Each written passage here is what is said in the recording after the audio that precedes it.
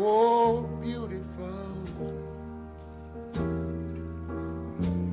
for heroes proved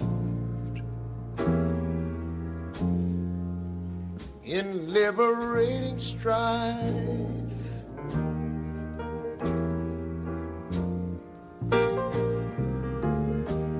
Who more than self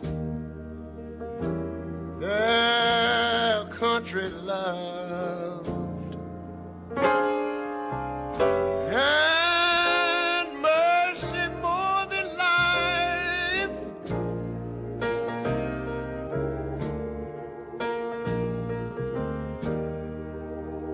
America,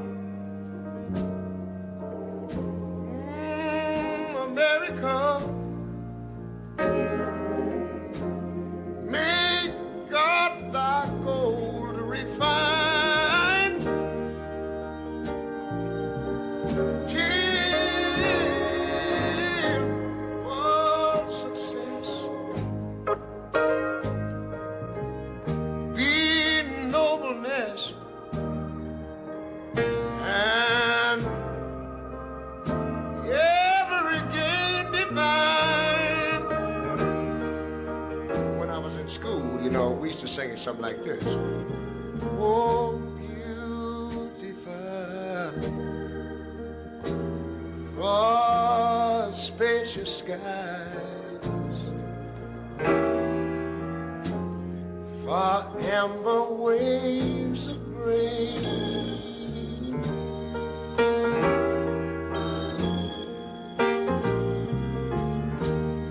for purple mountain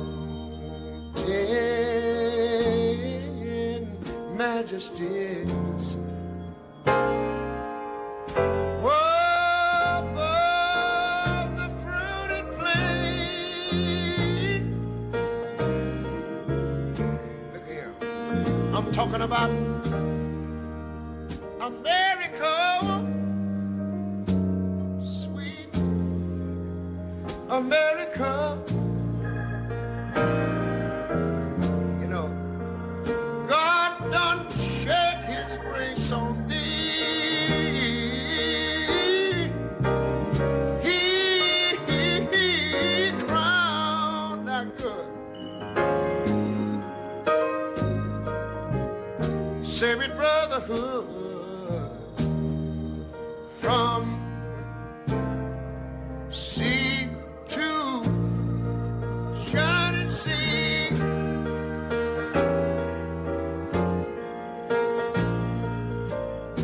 America,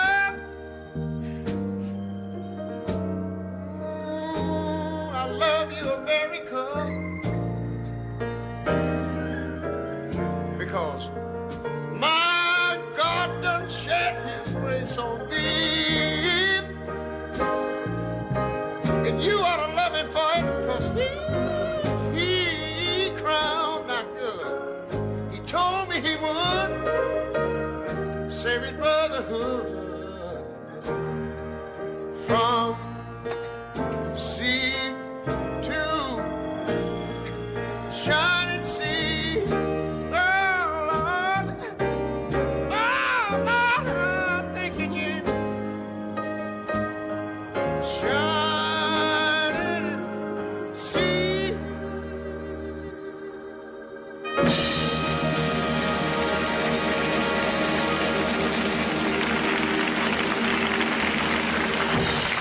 All right.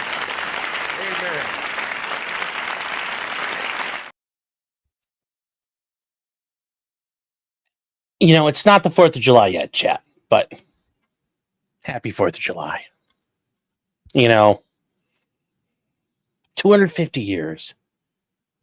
The best country in the long and storied history of mankind. When you think about it, it's the reigning, defending, undisputed undisputed country in the history of the world, the United States of America, fighting out of the red corner from parts unknown. What more can you say? What more can you say?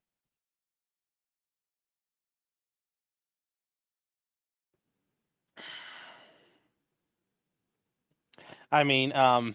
I mean, I don't know what more you could say. I don't know what more you could say. I don't know what more you could say. So, 250 fucking years, a quarter of a millennia. I mean,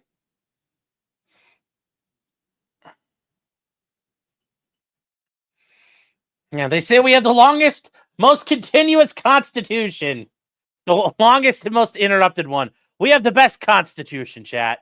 We have the best constitution. Maddie, when you're born, you're not 0 years old. The day you're born, are you 0 years old? No. So, yes, almost as old as Biden. Yes, chat. Oh. Hold on 1 second.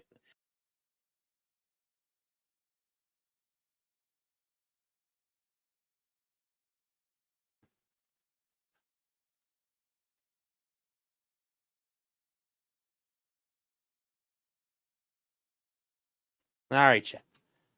Oh. Anyways. Yes, the longest, thickest constitution. And we also have a very girthy tax code, yes.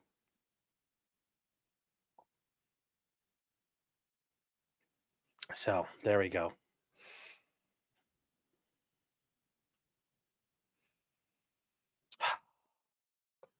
Anyways, chat. Anyways. It's a good day. It was a good day. Tomorrow's going to be an even better day. Gonna be even better day. And okay, yes, chat, you're right. I fucked up 249.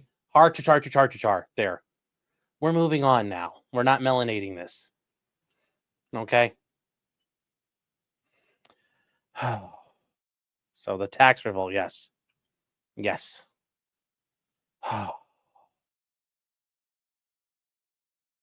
So yes.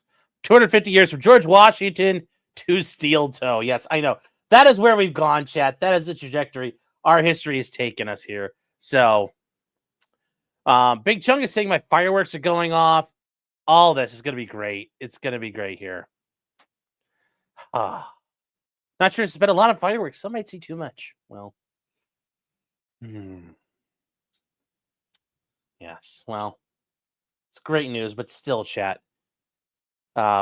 Enjoy yourselves tomorrow. If you have the day off, enjoy it. Be careful. Be careful. Don't lose fingers. Don't get burned.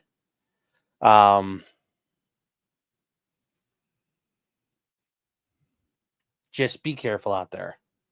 Now, what else can you do? I mean, I will tell you, it is probably one of my most favorite holidays. I mean, it actually is. It's my favorite holiday. I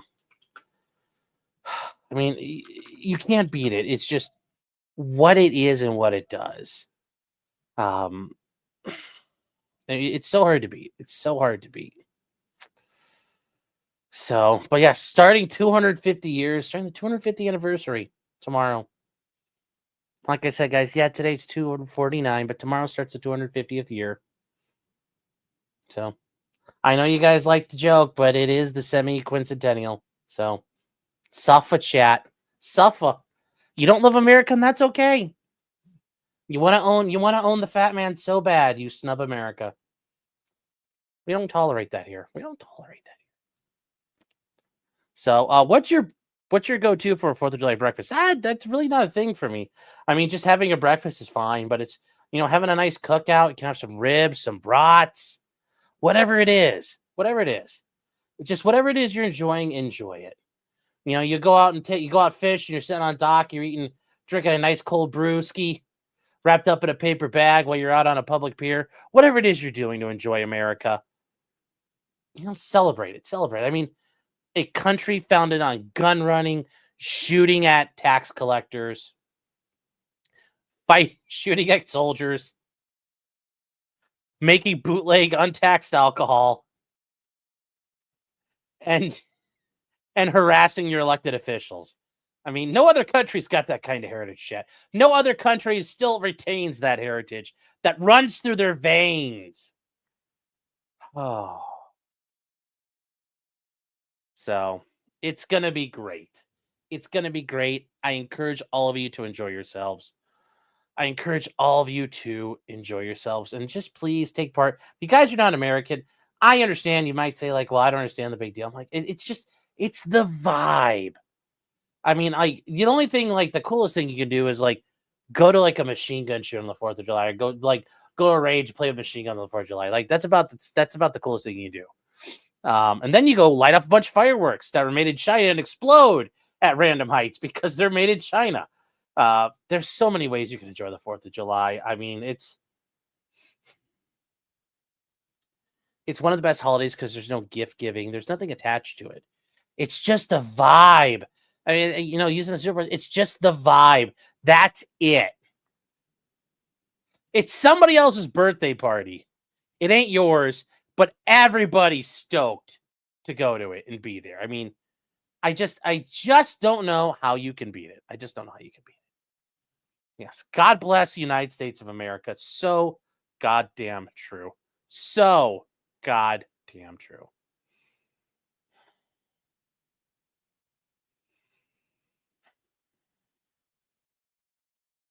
Yes, if you're a sovereign citizen, you're independent every day. Yes. But don't be a soft citizen, okay? Do not do that. Do not do that. But anyways, guys, welcome to the show. Thursday night show. I am Sean, also known as Potentially Criminal. I'm an attorney here in the Cleveland area, and yeah, it's the 4th of July. Like, we're going to end on the 4th. Maybe we'll get done before the 4th of July. I don't know. But we're going to try. We're going to try. Richard Gruber for $2 saying the United needs of America. Yes. Yes. SB Seller says only 250 more. Yes, chat. That is right. Our goal, if we can make it, is, you know, if we meet the goal, America's got another 250 years in the tank. I mean, do you want me to say 1,000 years? America for 1,000 years. Like, countries that talk about living for 1,000 years don't usually have the best of luck. I think it's fair we gain it in quarter increments, and then we're to the 1,000. I think it's safer that way. Debbie O says, God bless the United States of America. I absolutely, completely agree. Ammo's currency has been a member for 10 months. Thank you for the support, man. It's saying it's only 249. Well, it's 249, but it's starting the 250th year. So. And Maddie, you asked a question. Yes, the Constitution was ratified starting in 1791. That's why Delaware is known as the first state. Because they were the first state to ratify the Constitution. So. Yeah, so apparently there's going to be a massive flyover in D.C. with, you know, all the shit that went and blew up Iran is coming back and doing a tour, which will be kind of cool. Oh, America for 40K. That's, you know what? I can accept that too. So I can accept that too. Oh, chat. Oh, wow. So there's going to be UFC fight in the White. Wait, is there really going to be a UFC fight in the White House lawn? That's dope if there is. I didn't know that. Like, I'm going to have to pay to watch that because I will watch that.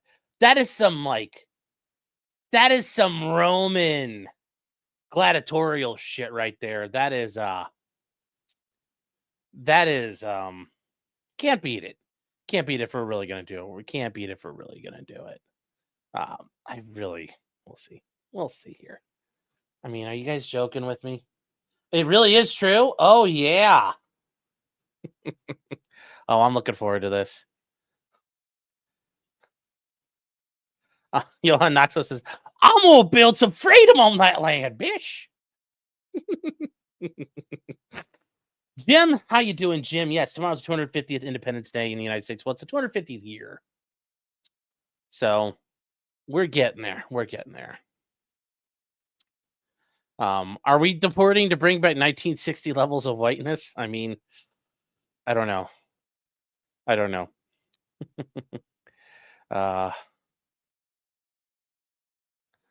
Heavy King is saying, can you shoot? You can shoot your guns up to the sky on the 4th of July. Do not do that, chat. That is extremely dangerous. Do not do that. Like that stuff is not.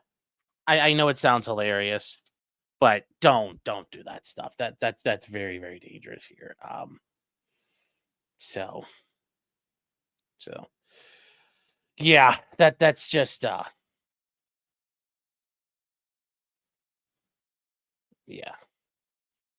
I just don't be that guy. Don't be that guy. So oh,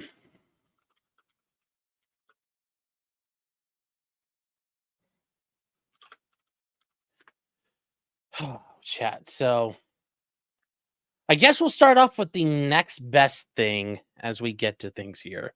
Oh, actually, we got a couple more super chats we gotta get through too. I didn't realize I kind of saw this. Jefferson Post says, "Praise freedom as another's Baldo rings titan." Yes, just keep in mind that you're be fortunate that you're free tonight. Shredder S07 says, "As per usual, happy birthday, Sean." Well, I think it is just happy birthday, America. Happy birthday. Katie's been a member for 16 months. Katie, thank you for the support. 16 months, a long time. It says 24 Independence Day stream chat all night. Well, no, because I got other things I might want to do tomorrow. Besides, Phil, I can't compete with Phil's Indivestments Day. There's no way I could compete with that. Stephen Cooper for $2 is an M80 for every toddler. I like that a lot. MLS David over at Making Law Simple, guys, friend of the show, friend of the channel here, saying happy 250th for $9.99. Yes. Richard Gruber once again showing back up with that very stylish balaclava and that evergreen AK Drum magazine. Says, "I refuse to call it the 4th of July because it undermines the importance. It's Independence Day." Yes, it is. It is Independence Day. When we took and told England to go fuck themselves. Then we BTFO'd England. That was the best day ever. Amateur Iconoclast $5 says, "Where I'm from didn't celebrate the 4th of July between 1863 and 1945. Yes, well, bitter bitches act like bitter bitches. I mean, it is what it is there." Patrick H says, "God bless America and God bless the goal. Tax free." And that's a very good segue into the NFA taxes. We're going to get to that here. So that's a great way to start. All right, chat. So there is some news with the NFA stuff that is in the BBBBBBBBB bill. As said, guys, the bill was fucking garbage. There's so much garbage in it. I kind of wish it didn't pass. I mean, like, not wish. I really wish it hadn't passed because it's disgusting. There's so much garbage in it. The only thing that's like yay-ish is the things that happened to the National Firearms Act. So there are some things here that happened. We were on the verge of having, NFA items aside from destructive devices and machine guns, but silencers, short barrel rifles, and short barrel shotguns being completely deregulated and removed from the NFA completely. We were so fucking close. That didn't happen. So what do we got now? Well, with the passage of the BBBBBBBBB bill, I mean, we got something.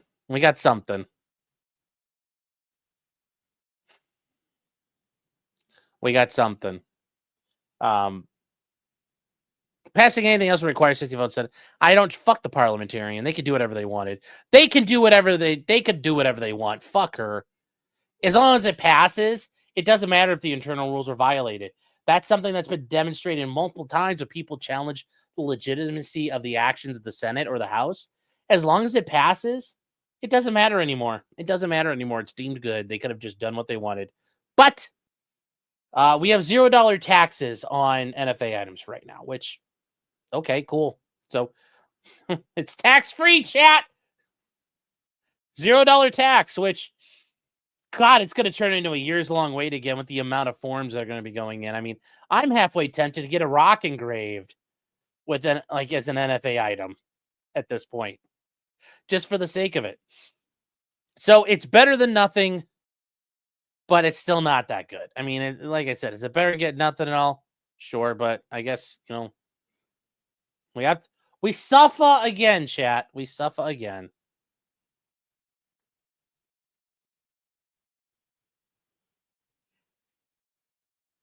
So, yes, the no tax on tips. We'll see what that actually means.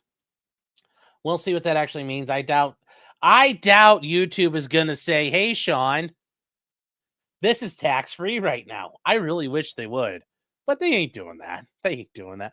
I'd love to be able to go, "It's tax-free, bitch. It's tax-free." I'd love that. I'd love that, but we ain't getting that. We ain't getting that. We ain't getting that. It's just is what it is.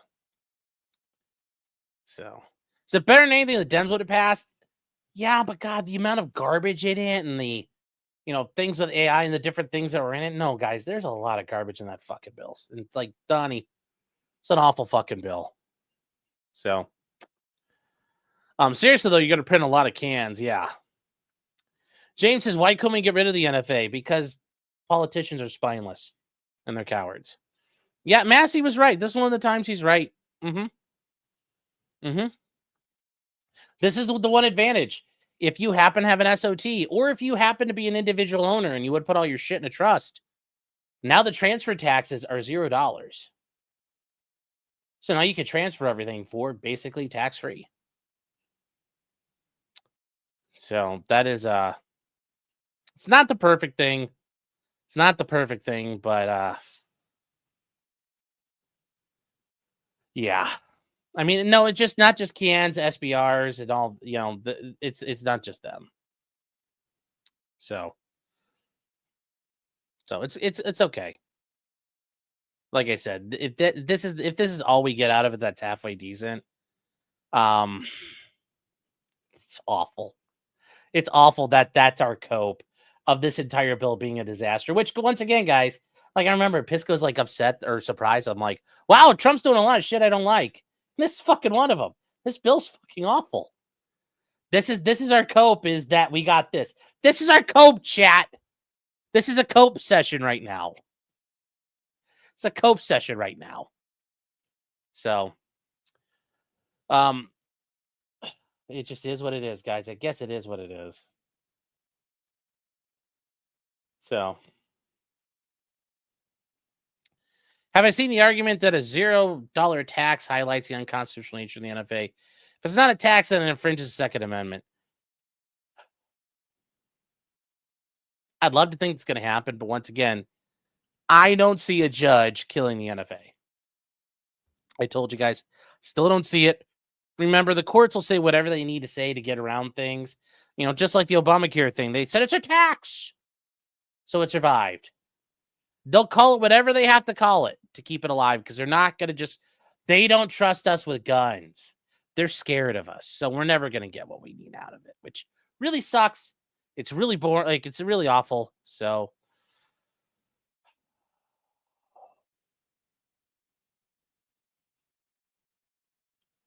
I just don't think it's going to help. I just don't think it's going to help. The bigger problem is now that, like, let's say that Dems control the House and the Senate going forward.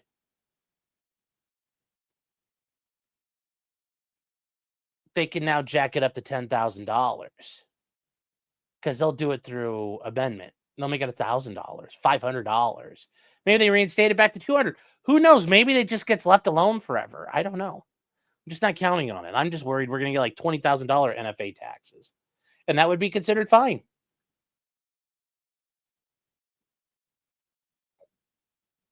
And Peyton is correct. The death of the NFA will have to be at the hands of Congress and signed with a president's pen. The courts will not kill it for us. Sadly. So, Sadly. That's it. All right, chat. I mean, that is a great start there. Two things going here. Hold on here.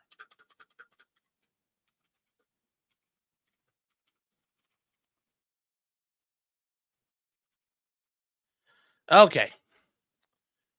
Now, certainly I'm going to make the most of it. I'm going to start doing all kinds of shit. I'm going to make some SBRs now. Make a bunch of SBRs. So, doesn't an obscene tax rule exist? No. I mean, not really. Congress has the power to tax. They have the power to tax and the power to spend. So, if they make a tax, Supreme Court's going to go, yeah, it's a tax. I mean, that's what it's going to be. So, yes, I mean, to be fair, yes, all of these are obscene. Yes. So, and then real quick, somebody's asking about Hassan playing with a pistol on stream. Yeah, there's footage of Hassan playing with a gun. It looks like it's airsoft. Because think about, like, for those of you out there who have a gun sitting around, like, take your gun, eject your magazine, make sure you're clear. And as my grandfather used to tell me, check again. And then you check one more time that you're clear. And I am clear. Okay. Drop your slide. How fast is that? And how fast is what was on Hassan's screen? That was slow. And also, you guys all heard that. You can do this again. I know the breaders do not like this, but we're doing it for science, chat. Just listen. You didn't hear this when you don't obviously hear the exact same thing, but you didn't hear this on Hassan's gun. I think Hassan was playing with an airsoft gun because he's a fucking pudwhack. So, anyways, it's like Gran Torino. How many bullets you got, Hassan? How many bullets you got? Huh? How many bullets you got?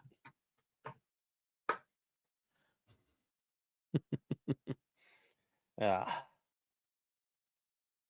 I have an orange tip on the barrel? No, but that doesn't mean anything.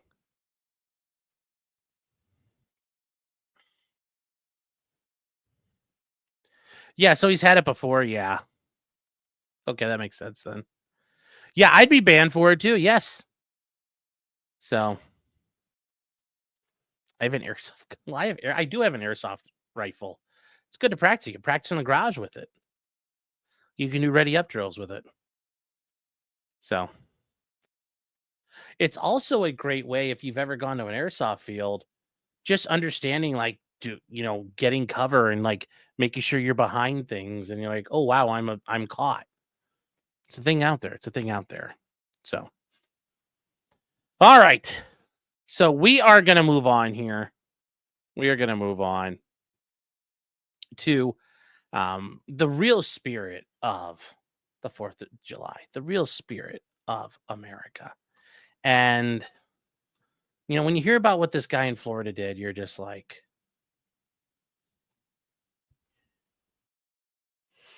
of thee I sing, sweet land of liberty.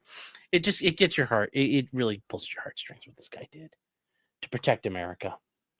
And then real quick, Hunch the Dirty Roofer over on Locals. Locals. Over on Rumble for $5 says Americans were yet again fucked due to greedy feckless liars on the right. Make the DC street lamps ornament hangers once again. Yes. Make a run on rope in all of the suburban DC Home Depots. Make a run on rope, chat. Make a run on tar. Make a run on feathers. Make them suffer. Make them suffer.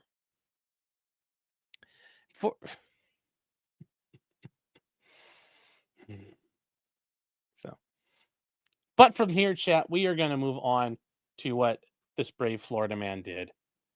And yes, he was trying to survive. The man needed sustenance. And this man needed sustenance. And what did he do? Well, this man went to receive sustenance. He paid for it. They didn't provide him with the sustenance. he paid for. This greedy corporation, this multinational conglomerate, didn't give him what he needed. So what did this man do? Well, he threatened violence. And what did they do? They forgot his food, his sustenance. This mad lad in Florida needed his chicken tendies, chat. Need his chicken tendies. They almost killed him. I mean, you think about that. They almost killed this man.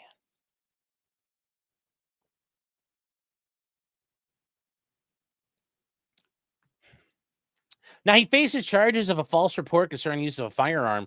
No, I'm pretty sure he really meant it. Wasn't a false report. It was pretty real. And the misuse of a two-way communication device. Well, you have to tell the people when they try to kill you that you're going to kill them back. I think it's perfectly reasonable. So anyway, what happened here? So this guy, Dayton Schaefer, was arrested for shooting up at McDonald's because he got his order wrong. So he's behind bars because he said he would shoot this shit up after they didn't include his chicken tendies. And you gotta have their nuggies, chat. You gotta have your nuggies. Because somebody threatened to shoot the restaurant because they got his order wrong. He called the restaurant 3 separate times to make threats. So yeah, he's don't do that, chat. Don't do that. He used his actual phone number, which don't use your fucking A, chat. Hide behind some proxies. I mean, don't do it, but like, you gotta try. You can't just be this like lazy at it if you're gonna start threatening people. He also admitted to the calls, which were stupid. He claimed they were a joke. Well, that was retarded. So, yeah. How many people has Sean threatened when he messes up their sandwiches? They don't mess up for me because they understand who they're fucking with. They understand who they're fucking with. So they don't mess up. They don't mess up, chat. They don't mess up. So, do payphones still exist? No. But you can use like different things like phone spoofing, all kinds of stuff. So, anyways, he's facing potentially second-degree felony charges and third-degree felony charges. I mean, that's not good. It's not good, chat. But yeah, there we go. 18 years old and he's already fucked. Whew. Don't do it, chat. Don't do it. So. Now, somebody who did get convicted of felonies but is pretty happy about what happened to him is P. Diddy. Guys, yesterday, Diddy got convicted. And if you guys don't remember, Diddy was facing charges for RICO, basically the racketeering conspiracy. And the conspiracy and the racketeering was to facilitate his sex-fueled psychosis. And he was also charged with 2 counts of sex trafficking by force, fraud, or coercion. And then 2 counts of a transportation to engage in prostitution, also known as the Mann Act. Mann Act is also the same thing R. Kelly was facing. But unlike them, Diddy kept it to women who were of age. So Diddy was convicted yesterday. The jury returned a full verdict.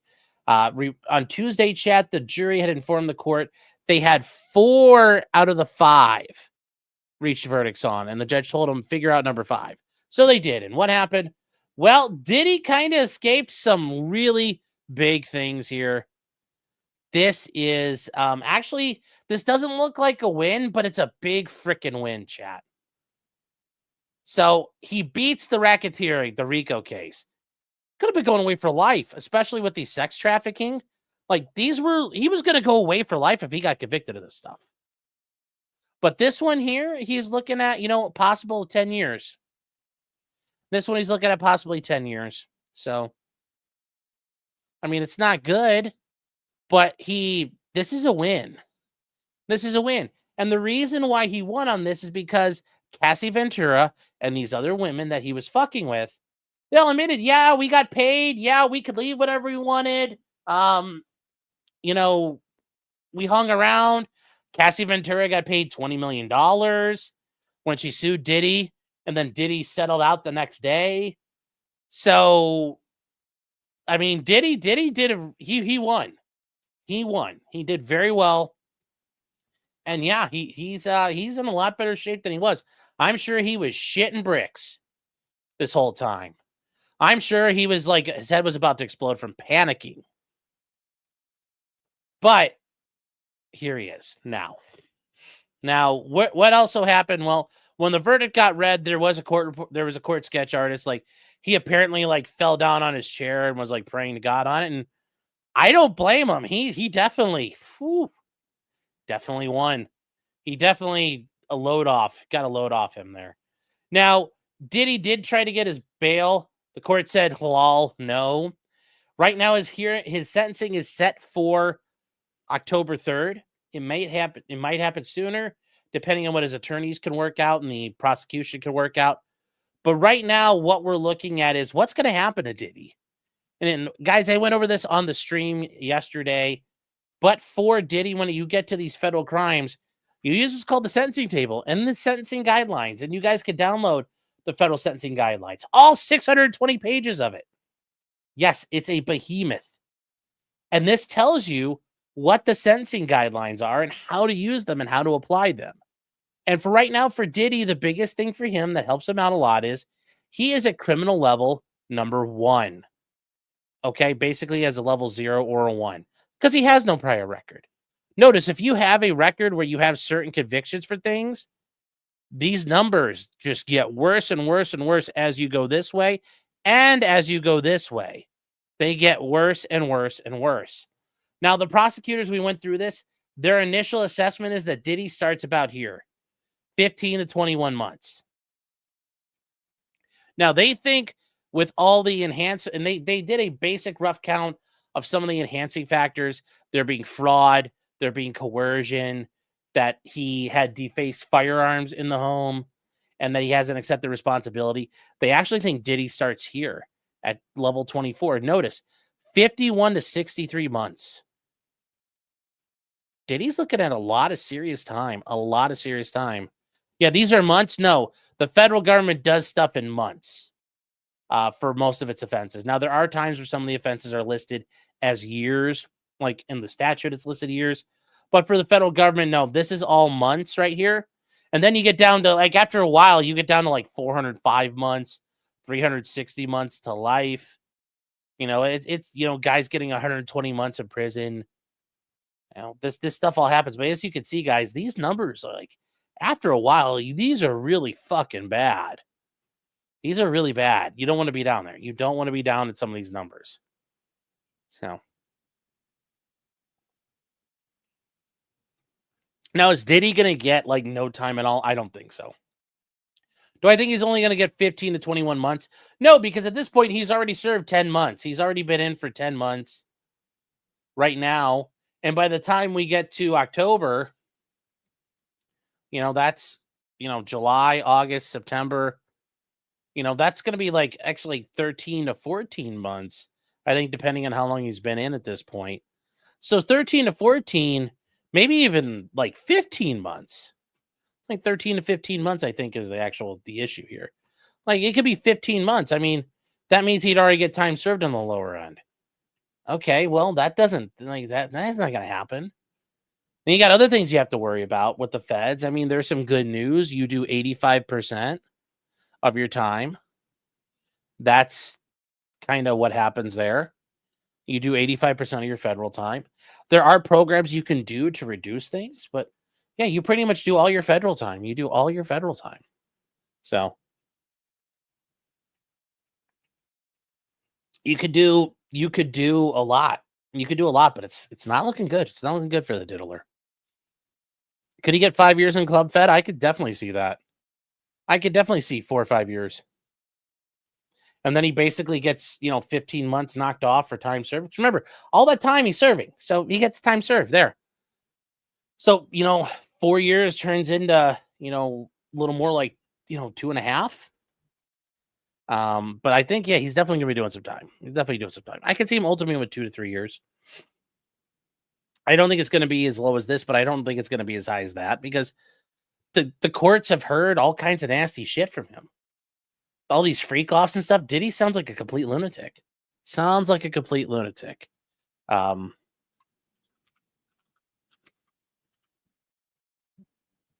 So, yeah, and then it all depends on where he goes for prison, because that judge picks your prison. And Ghost is saying, because I know Ghost is not an American, what is Club Fed? Well, Club Fed specifically in the people like inmate talk and whatnot, these are the minimum security satellite camps and satellite prisons. They have, day release. They have like furloughs and work passes and things. They actually have a lot of things you can get away with. They're very, very, the restrictions are very, very minimal. They actually have better conditions and better amenities. It's like where Martha Stewart went to prison in Connecticut. It's like the best place you can go. It's pretty chill. Like everybody there is pretty laid back. Nobody's a problem. It's not like you got guys and gangs running around there, but it's meant for like white collar people. There are some places that way. So, yeah. He's going to prison for being a freak. Well, he's going to prison because he was transporting women, prostitutes across state lines like this. He violated the Mann Act. But yes, ultimately the government went after him because he did all this freaky deaky shit. But some of that shit violated federal law. So he's going away for a bit. Do you think they're going to go after other charges? No, because they kind of lost already. This is an embarrassment to them. They lost. They lost a RICO case. That's very embarrassing.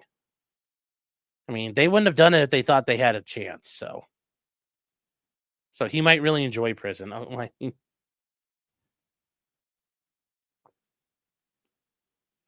He might. So let me see here.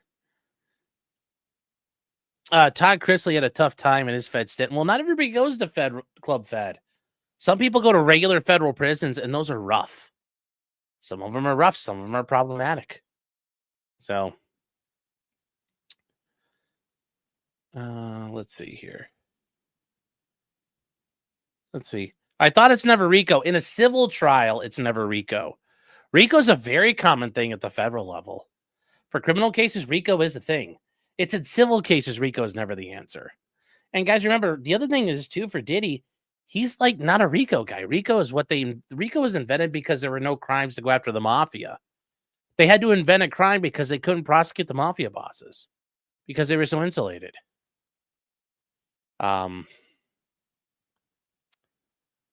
So, yes, enjoy prison, rapper child. Thank you, Esteban.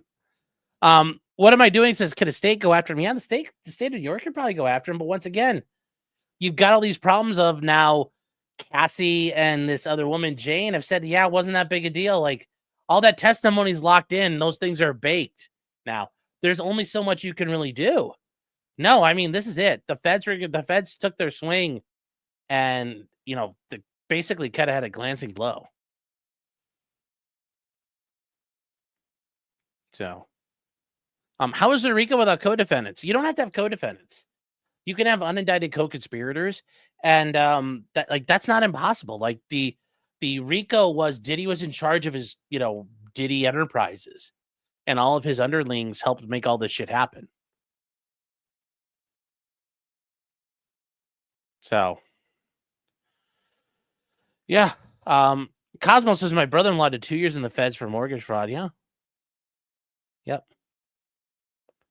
EW Raptor says he shot for the moon, but ended up among the stars. You know what, though? I hate that phrase because that means, like, if you shoot for the moon and miss, you land among the stars. It's like, yeah, and then you're lost in space forever. Like you're stuck in your spaceship going, I'm going to die. Like, no. It's like that movie, the Life movie, where the chick's, like, spaceship gets knocked off into the other orbit and she's screaming because she's, like, going to die. No, nobody's ever happy about that. I like the Werner von Braun quote instead. You shot for the moon, but you hit London. Close enough. So, will there be any state charges? Probably not. I mean, what are they going to...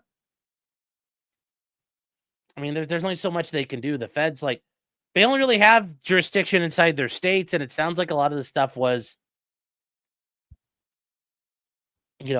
consensual. So, it's the interstate transportation that Diddy got caught on. So, rustling up some hookers in New York isn't really going to get you anywhere.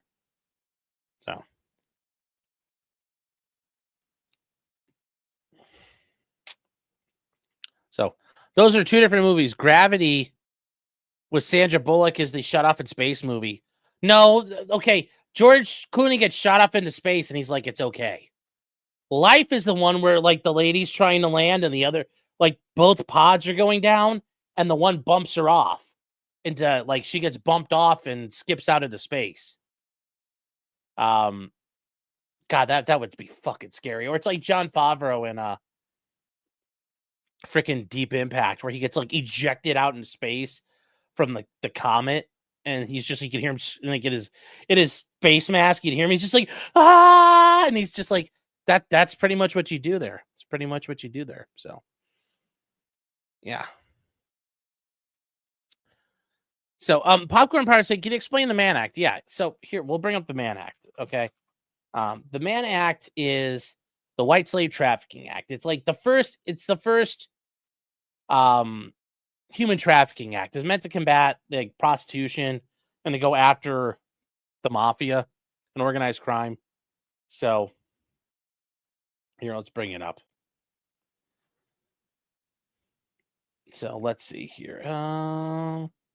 Where is, gotta bring up a copy of it. Let's see, bring up the, you gotta type it in here. Hold on here. Diddy's indictment. And we'll just do that. Diddy's indictment. All right, here we go, chat. So you want to know, I forget what is the Mann Act? Blah, blah, blah, blah, blah, blah, blah, blah, blah. Let's get to the counts. Okay. Count 3, engaging in prostitution. 18, 24, 21. That's what I thought. For some reason I was like, why is it not working? Okay. So here's the Mann Act. Transportation generally. Whoever knowingly transports, and this is the Mann Act right here, 18 USC 2421. Say, whoever knowingly transports any individual in interstate or foreign commerce or in any territory or possession of the United States with the intent that such individual engage in prostitution or any sexual activity for which any person can be charged with a criminal offense, meaning you can't hire prostitutes. You're not allowed to hire prostitutes. Notice if they had done this into like Las Vegas, they maybe would have had a bit of an issue. But remember, if they came from California, wherever these prostitutes were, some of these prostitutes were sent across state lines. So they engaged in prostitution or any activity for which a person can be charged with a criminal offense shall be fined or imprisoned not more than 10 years or both. That is the Mann Act right there. That's the Mann Act. Yes, they're called escorts until you kill them, then they're hookers.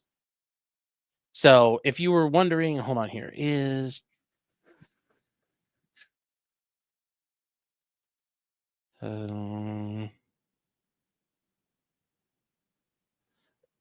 yeah, it's not the Michael Mann Act or the Horace Mann Act. So, but yeah, guys, this is an actual, it's an actual thing here. Could Diddy have called Las Vegas and offered hookers a job in California? Well, I mean, you have to be careful because just, if they're being transported, that's the issue. That's the issue here. That's the issue.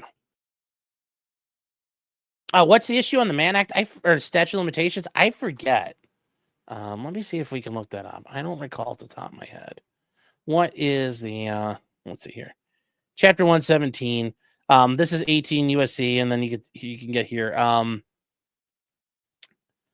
Let's see here. Then there's coercion and enticement. And this is where you get to, if you coerce,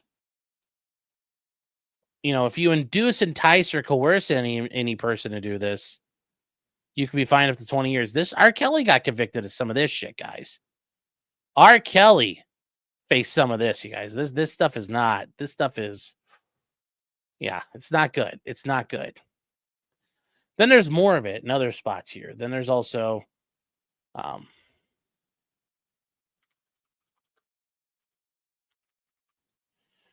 there's sex trafficking, children or by force, fraud, or coercion. This is where if you do it within, if you entice, harbor, transport, or provide, or involved in any of it, for any person. I mean, like, it is rough. And like, this is, there's a bunch of stuff Diddy was facing that he was looking at long-term exposure. Long-term exposure.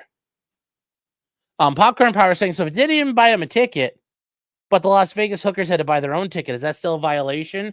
Yeah, because they're being hired to come out and be hoes. So they're still going to get paid to be a hooker. So you're enticing them. You're basically encouraging them to come out to California, and you're involved in the transportation of them. That really wouldn't get you out of this. That wouldn't get you. I know you're thinking, well, how, like, it's a good idea, but you're coercing and enticing them.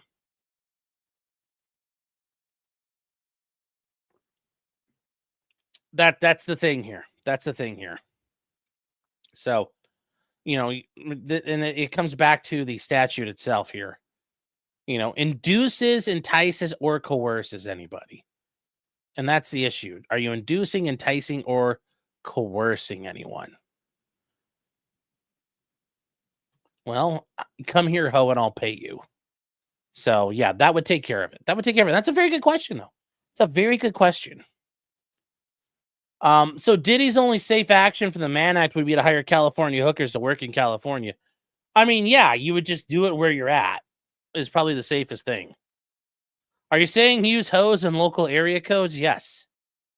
Yes. Even though you might have so many different hoes and area codes.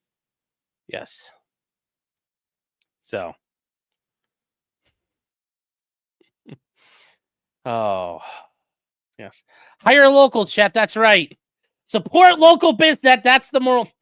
Criminy, this is the Diddy story in a nutshell. Support local businesses. Support local businesses. Shop local. Were there no hookers in Diddy State? BCM is asking. I don't know.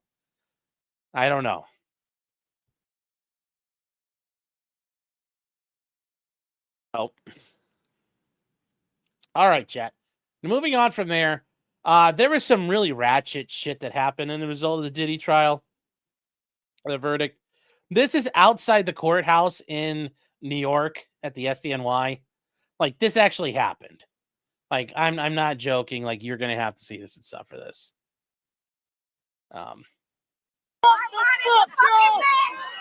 They're like dancing around in fucking baby oil. Ugh.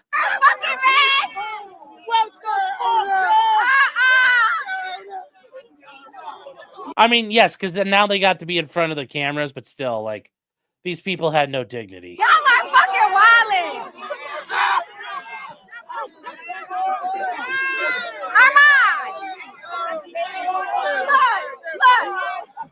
So, yeah, anyway, there you go. Oh, yeah. So, they also have no jobs. Well, there's that, too. So Diddy, we'll see what happens for Diddy. I mean, he might have a chance. We'll find out. Now, moving on, chat. I guess we're going to get to it now. It's the RQ, the Rekeita question. I know chat really wants this. A lot of you are here for this. I'm sure on the farm, somebody's going to be like right now, like, oh my God, Sean's talking about it right now, guys. Come on. Oh. So here we go. This is it. The new chapter in the Rekeita question. We now have the Imholt offensive, just like the Brusilov offensive. We now have the Imholt offensive. Is it as good as Brusilov's offensive? No. Is this going to be Operation Bagration? No. Although we could call it Operation Bagration with these guys. or Operation Baldogrion. You know, but no, it's nothing like that, chat. It is not that good.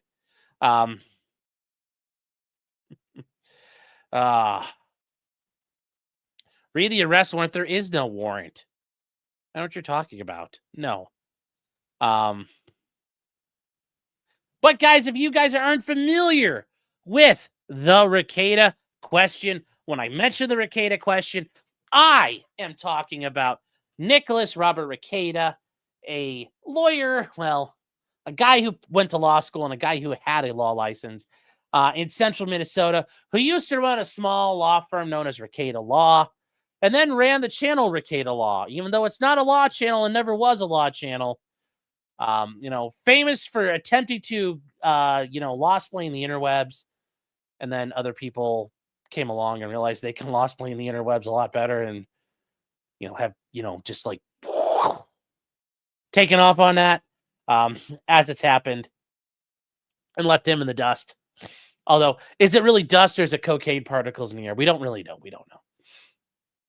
Anyway, as part of the Nick Rekeita saga and his tailspin and actual just complete crashing and burning, he got involved with Aaron Imholt from the Steel Toe Radio Show, and at the time, his wife, April.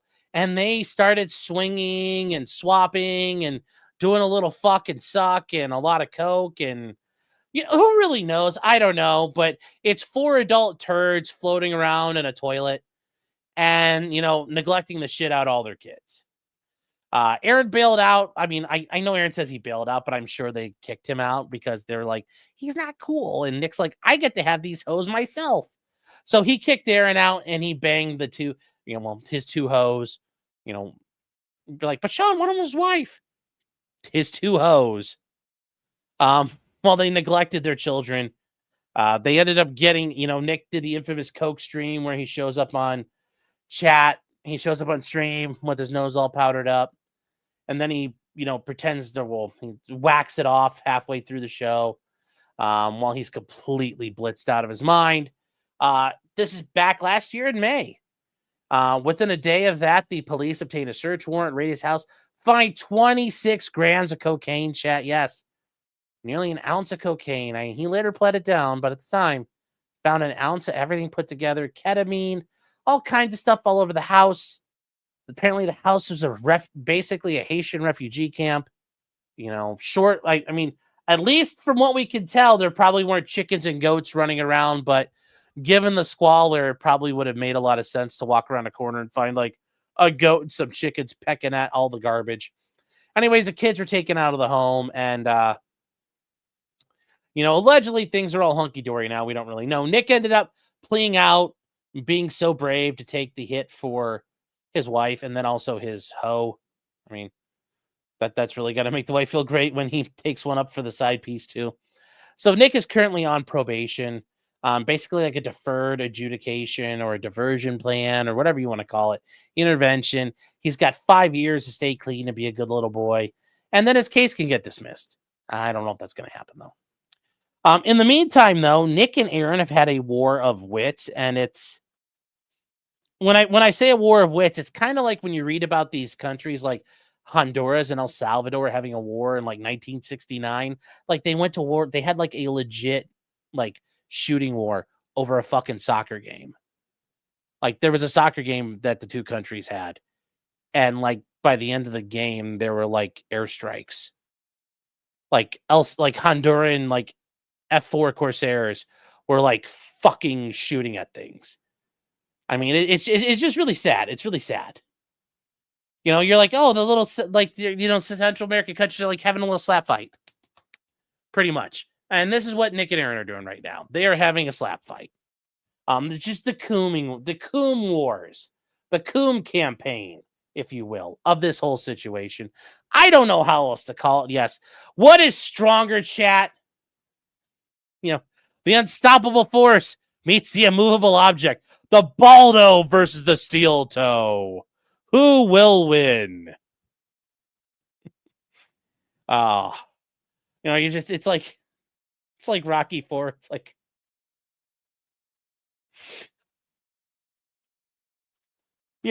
like you just need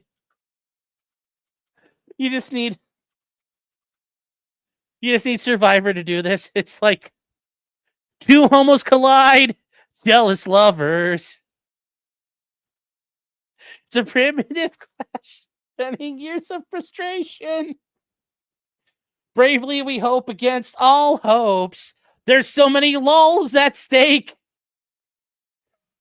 It seems like our entertainment's up against the ropes. And do these idiots understand? It's not Aaron versus Nick. It's Lol Cow against Lol Cow.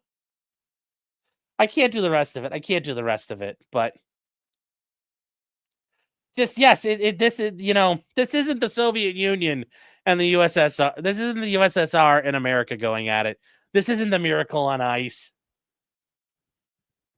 Nobody knows a song from Rocky IV, really. Burning Heart. Oh, that's like when Rocky shows up to Russia. Oh, it's a good song. It's a good fucking song. I was trying to sing, but it's hard to sing and laugh at the same time. Oh, okay. Anyways. Oh. Yes, hearts on fire. Oh, I'm sure these flamers, their hearts are on fire. And get how skinny's Nick going is against. Yes. there's some inflammation of his heart lining, probably from the grids. Yeah, Rocky, like Sylvester Stallone and Rocky IV when he fights Dolph Lundgren. Ivan Drago. Really? There's no fucking way you guys don't know this shit. Come on now.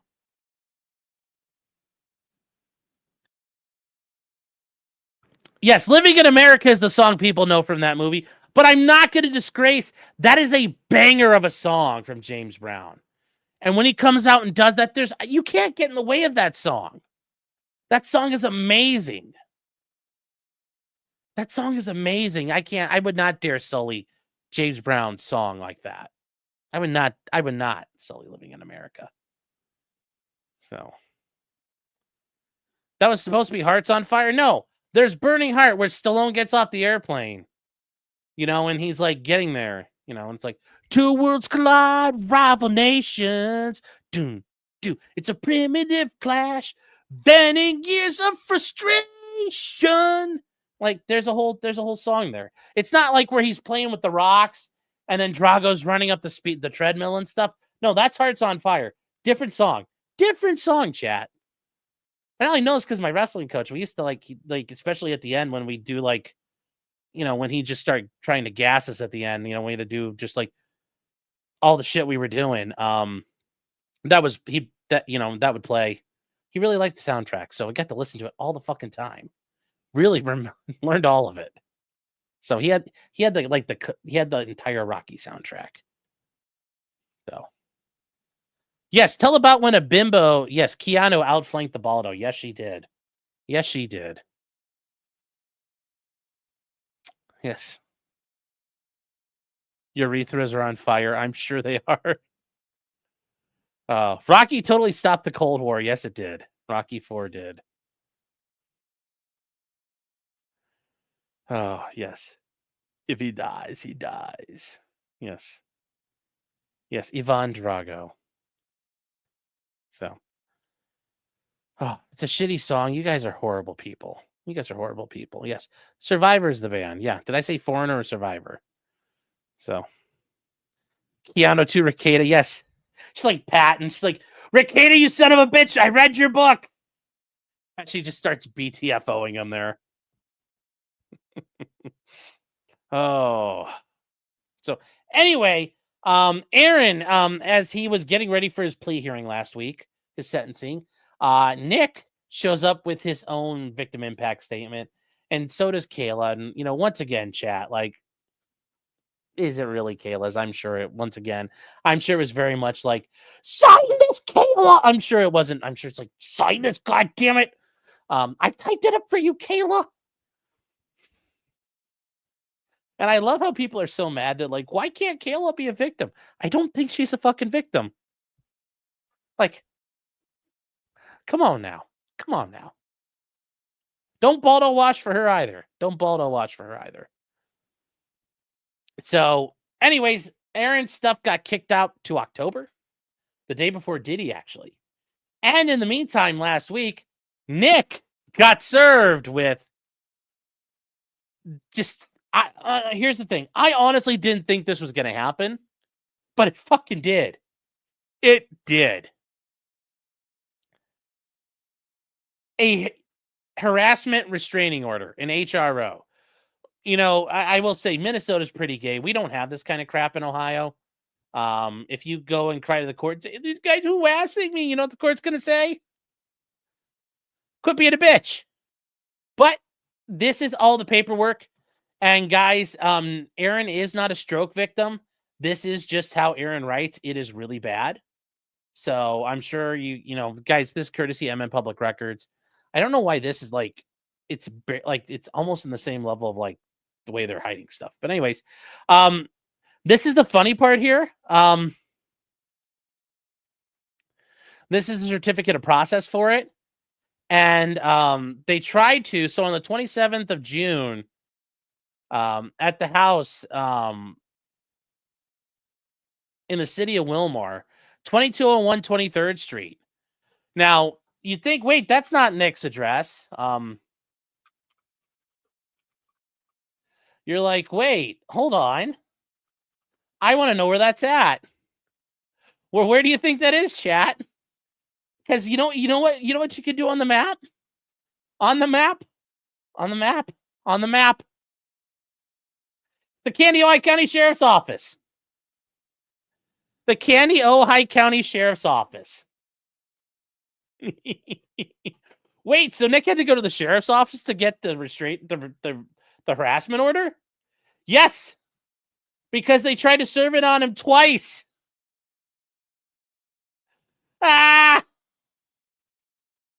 Suffer Rekeita.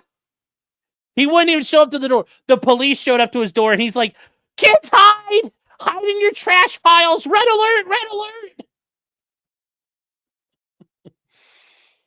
Yes, you have no probable cause. Go away, sir. We're just here to serve this on you. No, go away. No. And the kids are just burrowing into the trash. It's like.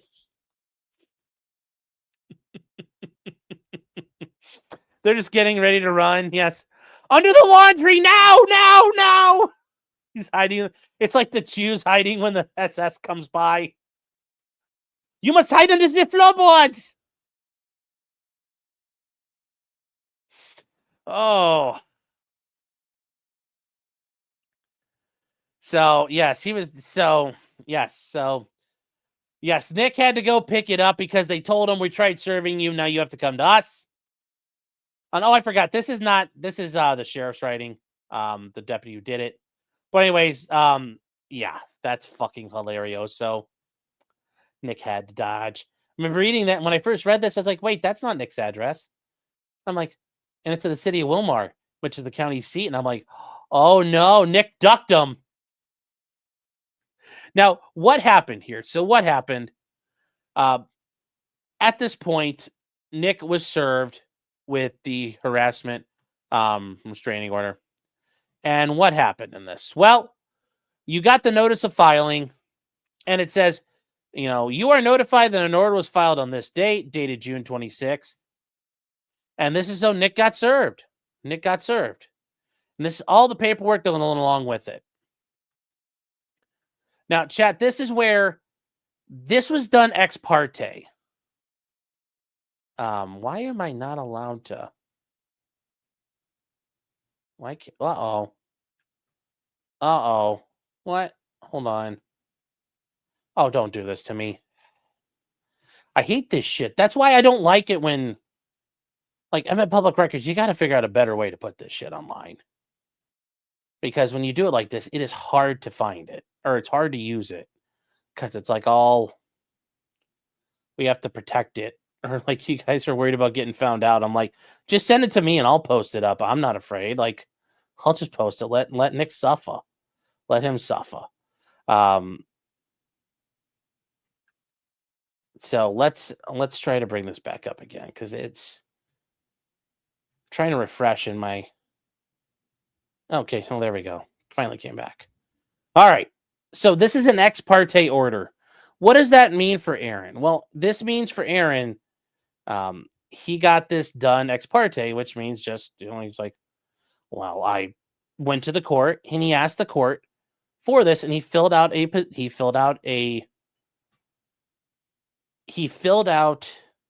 paperwork. He didn't do anything else.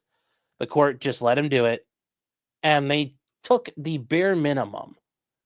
Ex partes are not the hardest thing to get, but they only last for a little while because Nick has the right to a hearing. He has the right to challenge it, but he has an ex parte order granting the petitioner a harassment restraining order. So based upon the affidavit and Aaron coming in and talking to a magistrate or a judge, they found there are reasonable grounds to believe that Nick has engaged in harassment, which has or is intended to have a substantial or adverse effect on the safety or security of the privacy of the petitioner or the petitioner's minor children. And it says that he's been followed, monitored, or pursued, made uninvited visits to the petitioner, made harassing phone calls or harassing text messages, made threats, frightened the petitioner with threatening behavior, called him abusive names, and used social media to harass petitioner. It's like, brilliant job, Nick. Brilliant job. You guys then drove over to fucking Stoney's after the hearing. After Aaron sentencing him, Patrick Melton, fucking nobody likes onions. And even Kayla went over there, and allegedly Kayla was all fucking smiles. So like I said, chat, it's all performative bullshit with these lunatics and drug addicts. Once again, you go into, this is why when you're like the steel toe man, and you're all fucking scared of him, but then you go to the place that he does all the time, and you think it's like a chuckle fuck to having a joke and a smoke at Stoney's. Yeah. Like, fuck you. You guys are not real fucking victims. You're not real fucking victims. Kayla, you're not a real victim. I don't consider you one. You don't rate. You don't rate. So it's ordered that Nick shall not harass the petitioner. Or Nick shall not harass Aaron. It's like pretty fucking simple. Pretty fucking simple. You'd think it would be simple. You think it would be simple. You would think so. You would think it'd be very, very, very simple.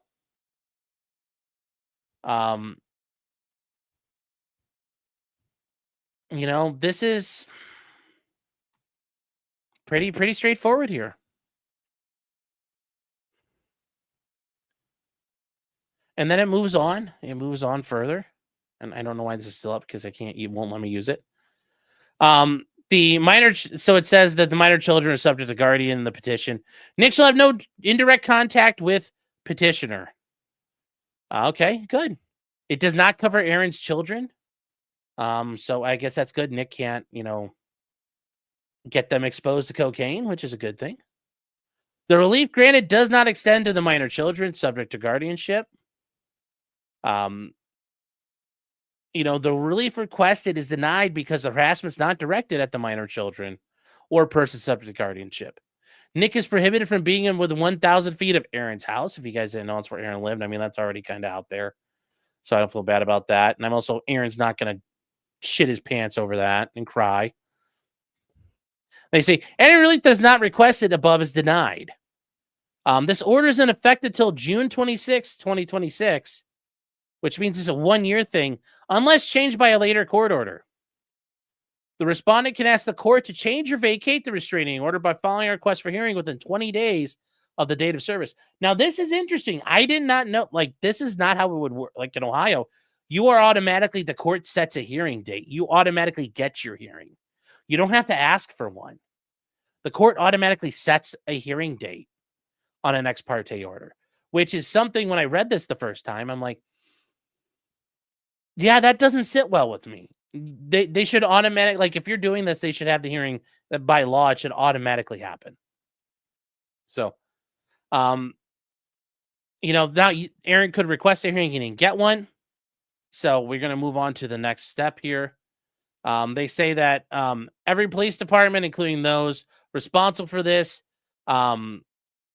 in the full faith and credit protective orders, meaning that this should work everywhere in America.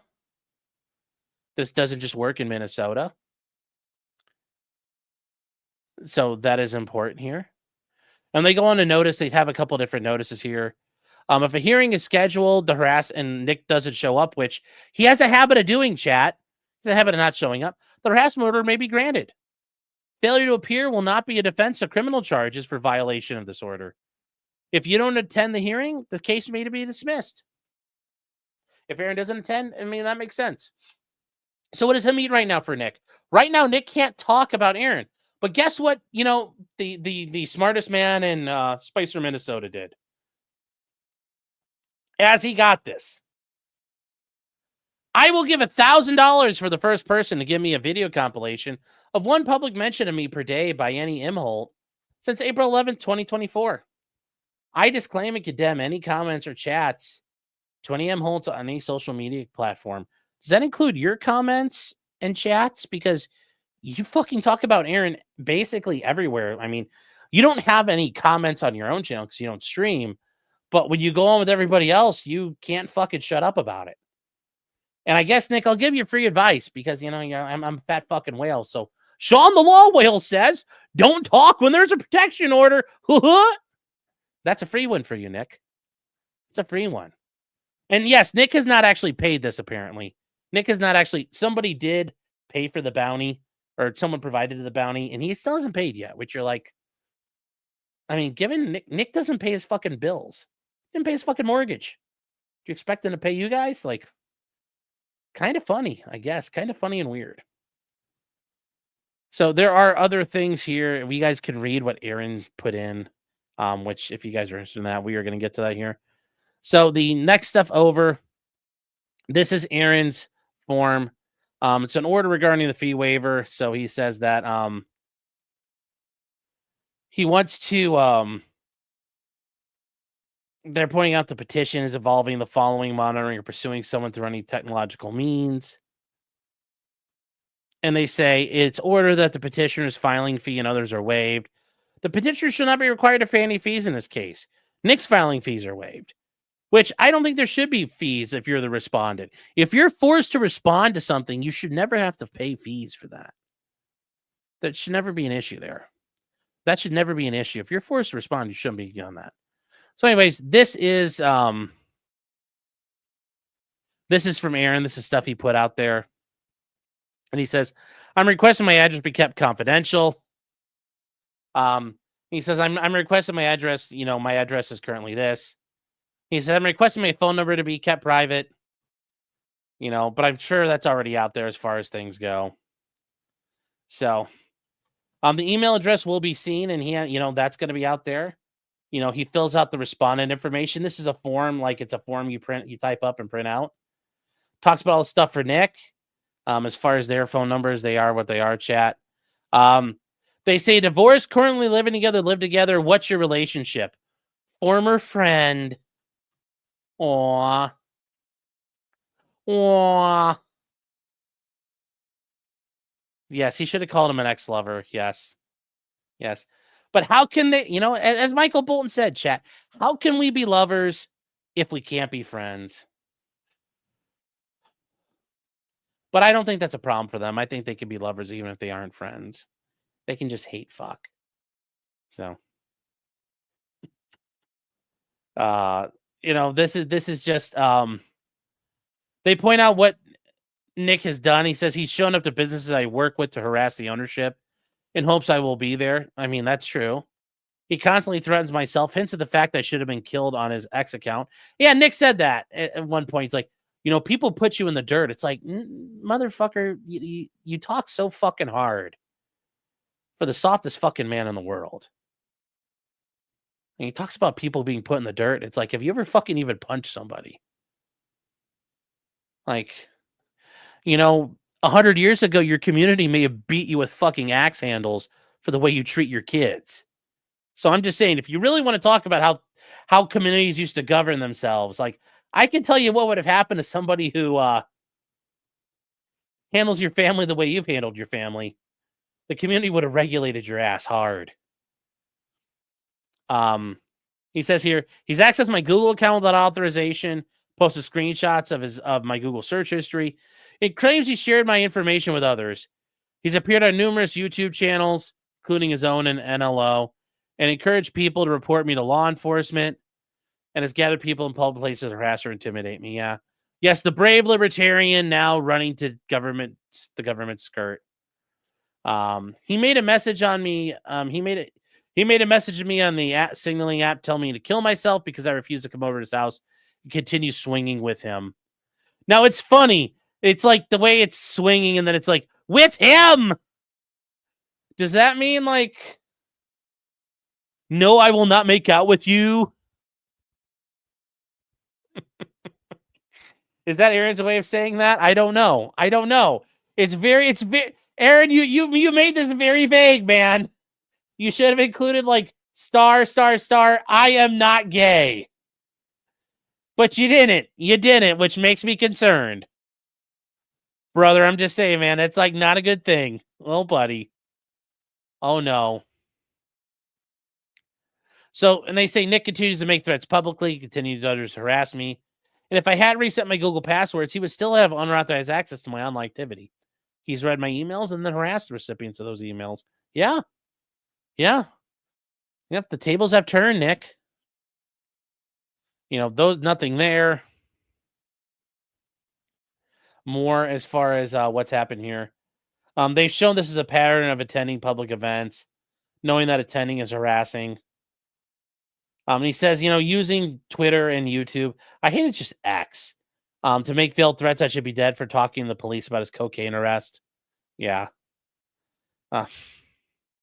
Aaron says, I can't live a normal life, do my daily work without worrying if he's going to invent some new threat or make up some new charge I'm not responsible for.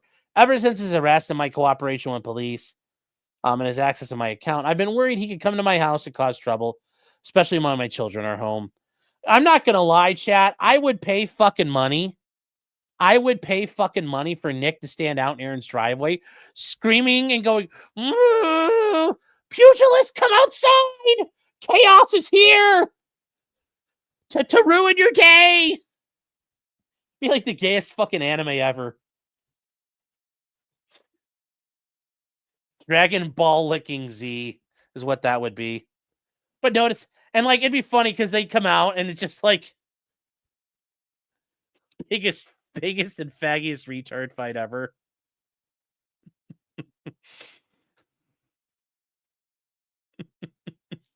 And then Aaron could come up to him and like punch Nick in the face. And I know Nick would start going like, oh my God. Nick would probably start crying if he got hit in the face. Like, let's be real. I know Nick's tough. Nick's tough. He's the streetest and hoodest nibba in Houston. I mean, he was, Akon wrote the song Soul Survivor about Nick. You could find him on the block disobeying the law.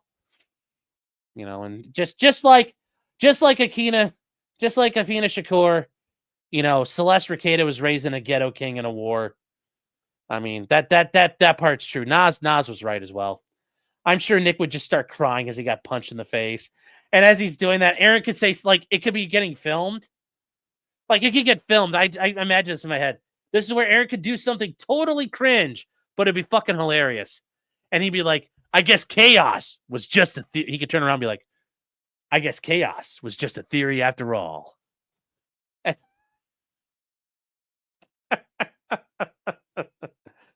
Nick gets punched, and it like his body can't take the reaction, and the Baldo falls out from underneath his falls down his shorts or whatever he's wearing.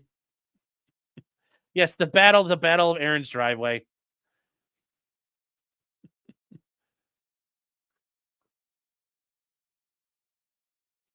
It'd be great. And Nick screaming on the ground like, Nerd! As he's just bleeding everywhere. Then put on the sunglasses and the Who starts playing. Yeah, that is better. Yes, the chaos is just a theory. Yeah, although Aaron has glasses, so I don't know how that would work. That would be so damn funny. Maybe that new animator can handle it. Yeah, new animator, can you handle that as like a fight? Can we CGI that? That'd be so funny. Oh. Or Nick gets hit so hard he ends up with raccoon eyes and be like, seems like you're not the only, Nick's not the only one who could kick a raccoon's ass.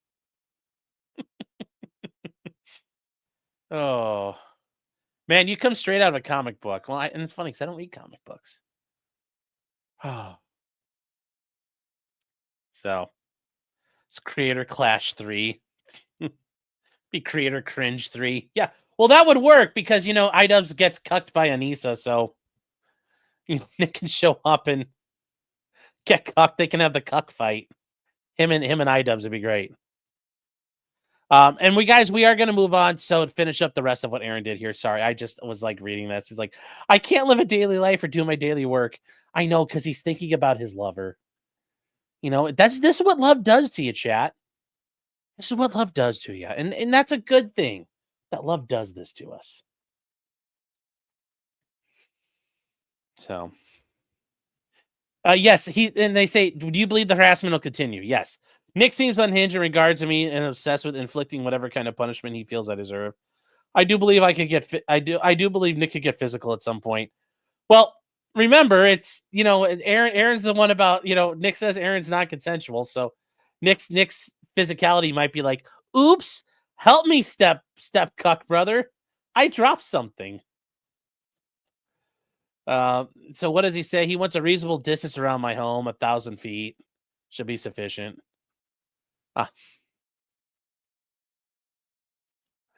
So what does Aaron say here? I mean, he doesn't want a hearing, but if the court denies my request and the court finds there's no immediate or present harassment, danger harassment, then I do not want a court hearing.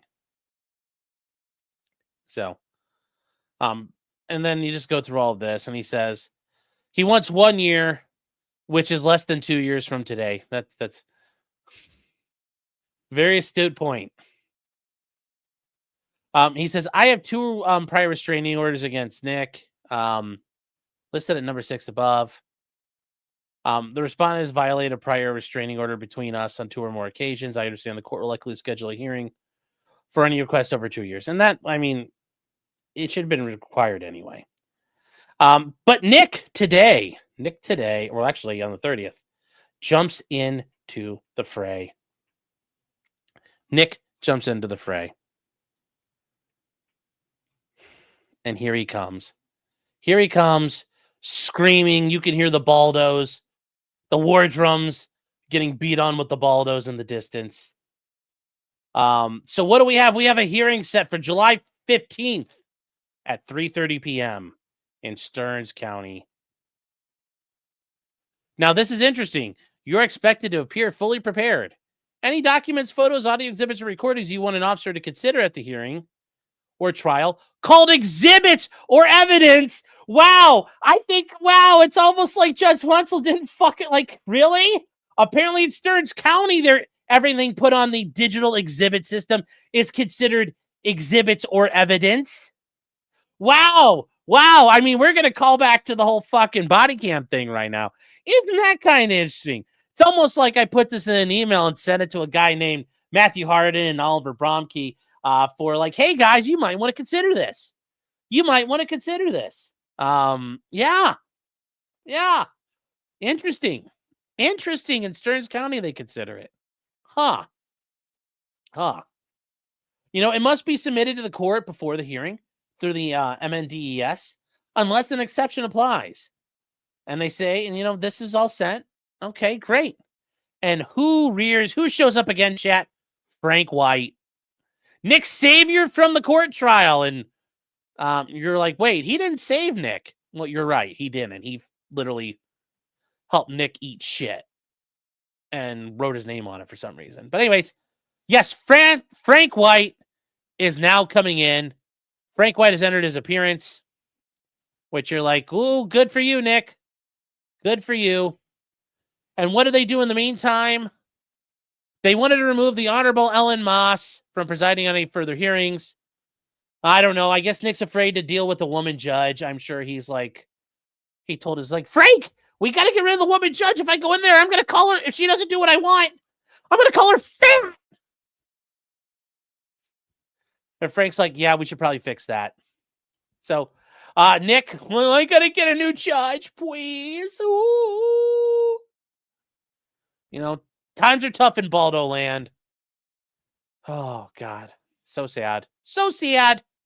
But anyways, Frank White is on the case now. I'm sure Nick's not going to fucking lose again, given their stellar performance in the Franks hearing. Given their stellar performance. So what's happened here? Well, we have new information here. There's a request for a hearing. Nick says, my current address, there's my phone number. Well, it's all out there now. Suffer, Baldo. I was personally served by the police or sheriff on June 27th because I was such a scared little bunny wabbit. I couldn't go to him. I couldn't let him in my house. I couldn't open the door to him because I was so scared. I respectfully request the court to hold a hearing. I understand a harassment order issued by this court shall remain full force and effect until the date of the hearing. Did you really? Because you spent like days and days and days of shitting all over Aaron. It's like, did you really understand that? I don't know. I don't know. So there's a request for the hearing, and it's going to be with Frank White. Oh, chat, I just don't know. I don't know. I don't know. I don't know how that works. Maybe they'll figure it out. Anyways, Frank White said that on the 30th day of June, he served a copy of the following. The hearing, request for a hearing, the notice to remove the judge, and the certificate of representation to Aaron Imholt through U.S. mail. And that's generally all you have to do in these types of situations of protection orders. And yeah, there you go, chat. So Nick is afraid of females or something. He's scared of women. I don't know. Which, I mean, like, do you think he yells at his mom? Like, is he like, is that different? Because you know, his mom's female. Like, how does he have, like, I don't know. It's weird. It's weird. It's weird, and it's not funny. It's just weird. So, yes, he spent a 4-hour stream on Aaron, yes. Yes, and I would argue he's violated it already. I'm surprised they haven't fucking arrested him for it. But, you know, maybe that's just going to be ammunition to fucking make the hearing stick, which would be fucking hilarious. Which would be hilarious. Well, Aaron gets smart and hire a lawyer too. I presume so. He's got his attorney that he's used for like his divorce, and then he's got like Todd Peterson. I'm sure he'll use one or the other or something. I don't know. I mean, like, who knows what he's going to do? Why not the current judge of his other cases? I know it's criminal versus civil. Well, because it's Aaron, but now there's another party, so it's not necessarily going to go to the same judge. But remember, Nick's a scared little bunny wabbit. Can't have a female, can't have a weighty tell him what to do. So, yes. Mom, I need your pills. Will I pro hockey it for Aaron? I'd be like, Your Honor. Look at this. Look at Nick Rekeita. He's gay, Your Honor. Your Honor, I'd like to cite the case of Bitch versus Maid. Nick is a perfect example of that case. I therefore rest. Thank you. Oh. No, it's in Stearns County. It's where Aaron lives. He filed it, so it's in Stearns County with different judges. Yes. Look at him, Your Honor.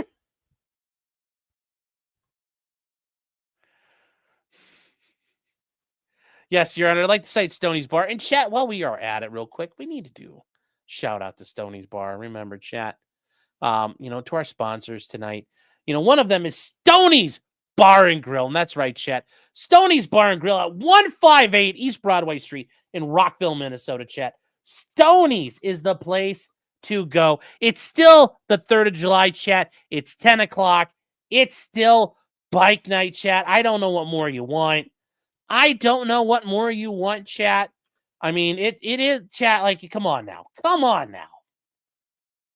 It's the best place to go, chat. Show up. Stoney's opens at 11, and they have normal hours tonight. There was no bike night, but they have bags of ice for sale.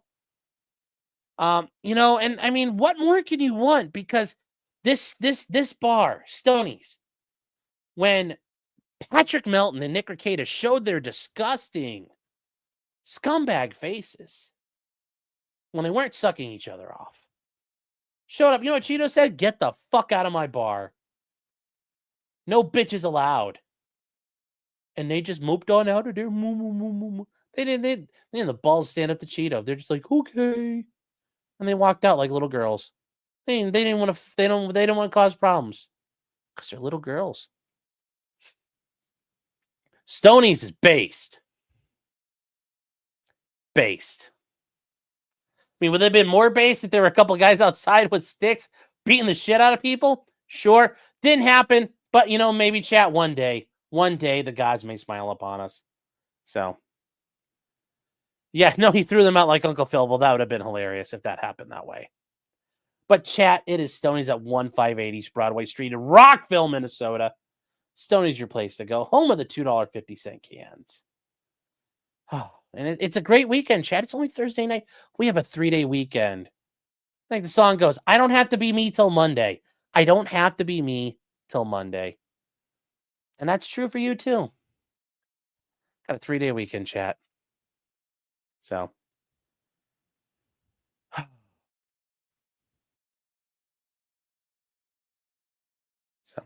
Real quick, chat our other sponsors while we're at it, too. The dragonstreasure.com, promo code criminal. Dragonstreasure.com, your haven for tea and anime lovers, and soap lovers, and coffee lovers. Show the tea man some love, buy his tea. You got MAF-arms.com. That's right, chat. MAF Corporation. Use a promo code POTCRIM. Guys, it's summertime. Summer's halfway over. Get your wind chimes going. Get your wind chimes going. No excuse at this point. No excuse at this point. And real quick, chat, one more thing. Alyssa Clips, guys. Alyssa Clips out there doing God's work. Guys, Alyssa Clips having some health issues. I know she's talked about it. Some deformed pancreatic cancer. She got some Rekeita. She's got a cancerous cell in there. So she's got to get rid of that Rekeita. And she can't get rid of it right now, but she's trying to. Thankfully, it's a kind she could fight.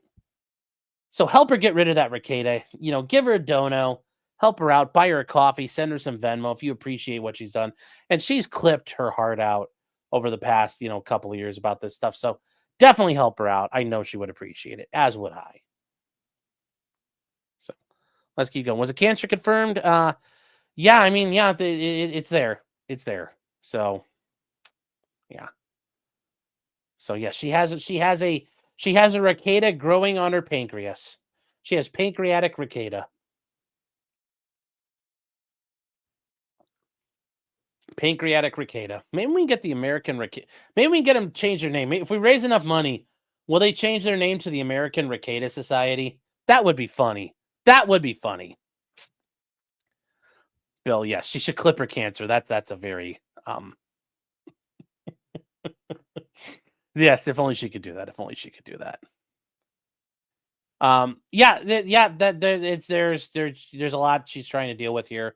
But yeah, it's stuff she's working on, so yeah. So pink baldos. Well, they're already pink baldos. You didn't see she confirmed it. I didn't know. That's okay. That's all right. But I know she's talked about it, so hopefully they can remove it as fast as CPS took the Rekieta kids out of their house. Yes. Yes, chat, that's true. In and out quick.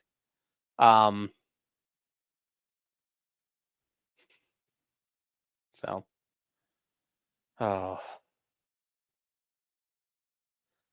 Isn't Nate's wife going through the same Nate the lawyer?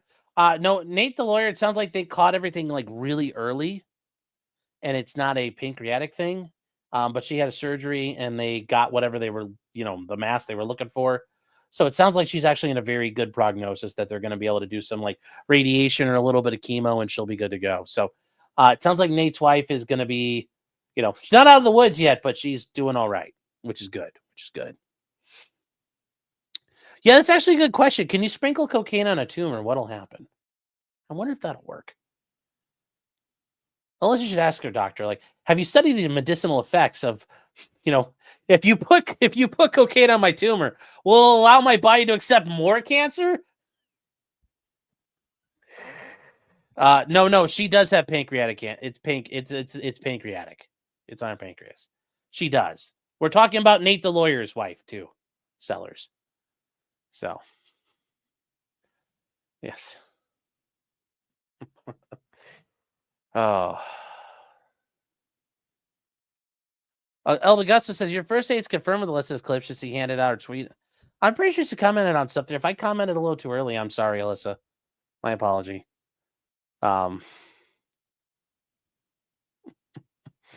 So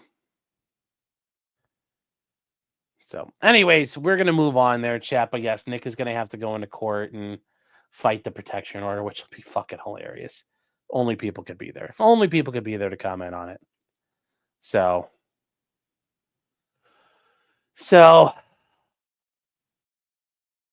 real quick, guys, this one was just kind of funny. I just thought this was very interesting. This guy had done this. Just, how like this guy did this. This guy out in Colorado was running a natural, like, oh, we'll bury your family members and they could be buried in a natural environment. Just took like 200 some odd bodies and just stacked them up in his garage and charged people for it. And he got 20 years in prison for it. So, he stashed it says 190, but I read other things where it's closer to like 200 and some bodies in a barn, and he gave the families fake ashes. Got 20 years in prison for this. It's very it's gnarly what he did there. And it's really there's, I think this is where it talks about here. Yeah, here, this is the guy. As they talk about here, it was very interesting because the cops, and I was going to just talk about this real quick. His wife is scheduled to go to trial in September, and she's been charged with the same thing as well. So, and their families, are, this is interesting though, when you're a family member and someone dies and he's like, I lie awake wondering, was she naked? Was she stacked on top of others like lumber? I'm pretty sure that's what happened. But yes, the bodies basically just sat there and just turned into goo. As they left them there. This is the guy, John Halford. So, yeah. I did see, and I thought this is the story where I found it. The FBI, they talked about, we went to go take notes. And it was so disgusting and smelling inside the building.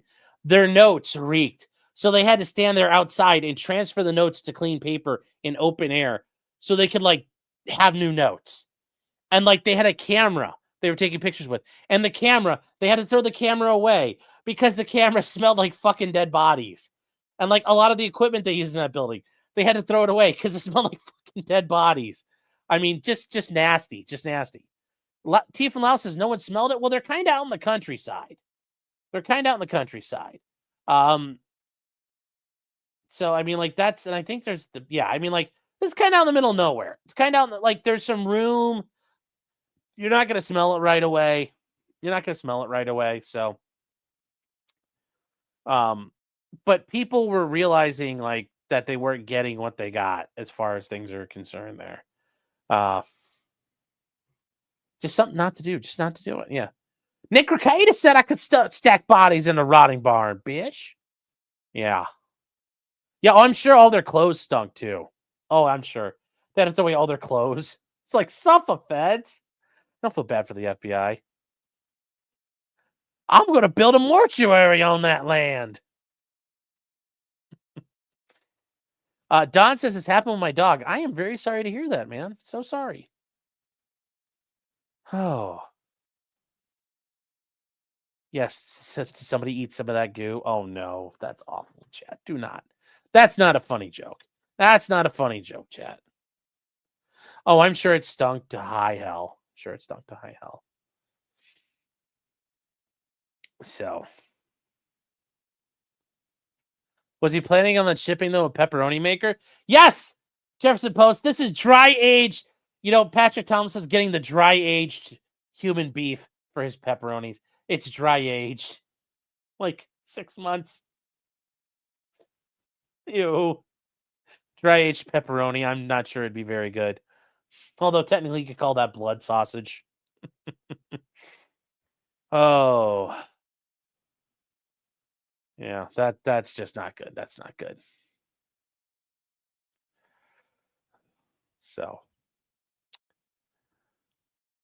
So, but yeah, just don't do that, chat. Don't do that. If you're running a funeral home, just like do your job. Do your job. Let's see what else. Hold on, making sure we got everything here, chat. We are.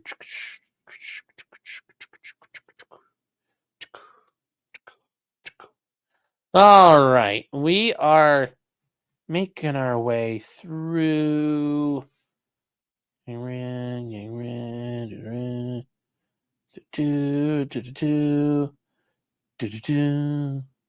right. I got 2 things left, chat. We're going to knock these out. Wow. I don't know if we're going to get this done in 2 hours, but we're going to try. Says, did they get them on kidnapping or theft? Well, there's no kidnapping because they're not alive. So it's called long pork. Yes. Yes. Was he a concentration camp recreate? Was he a reenactor trying to reenact like Birkenau? Just stacking bodies.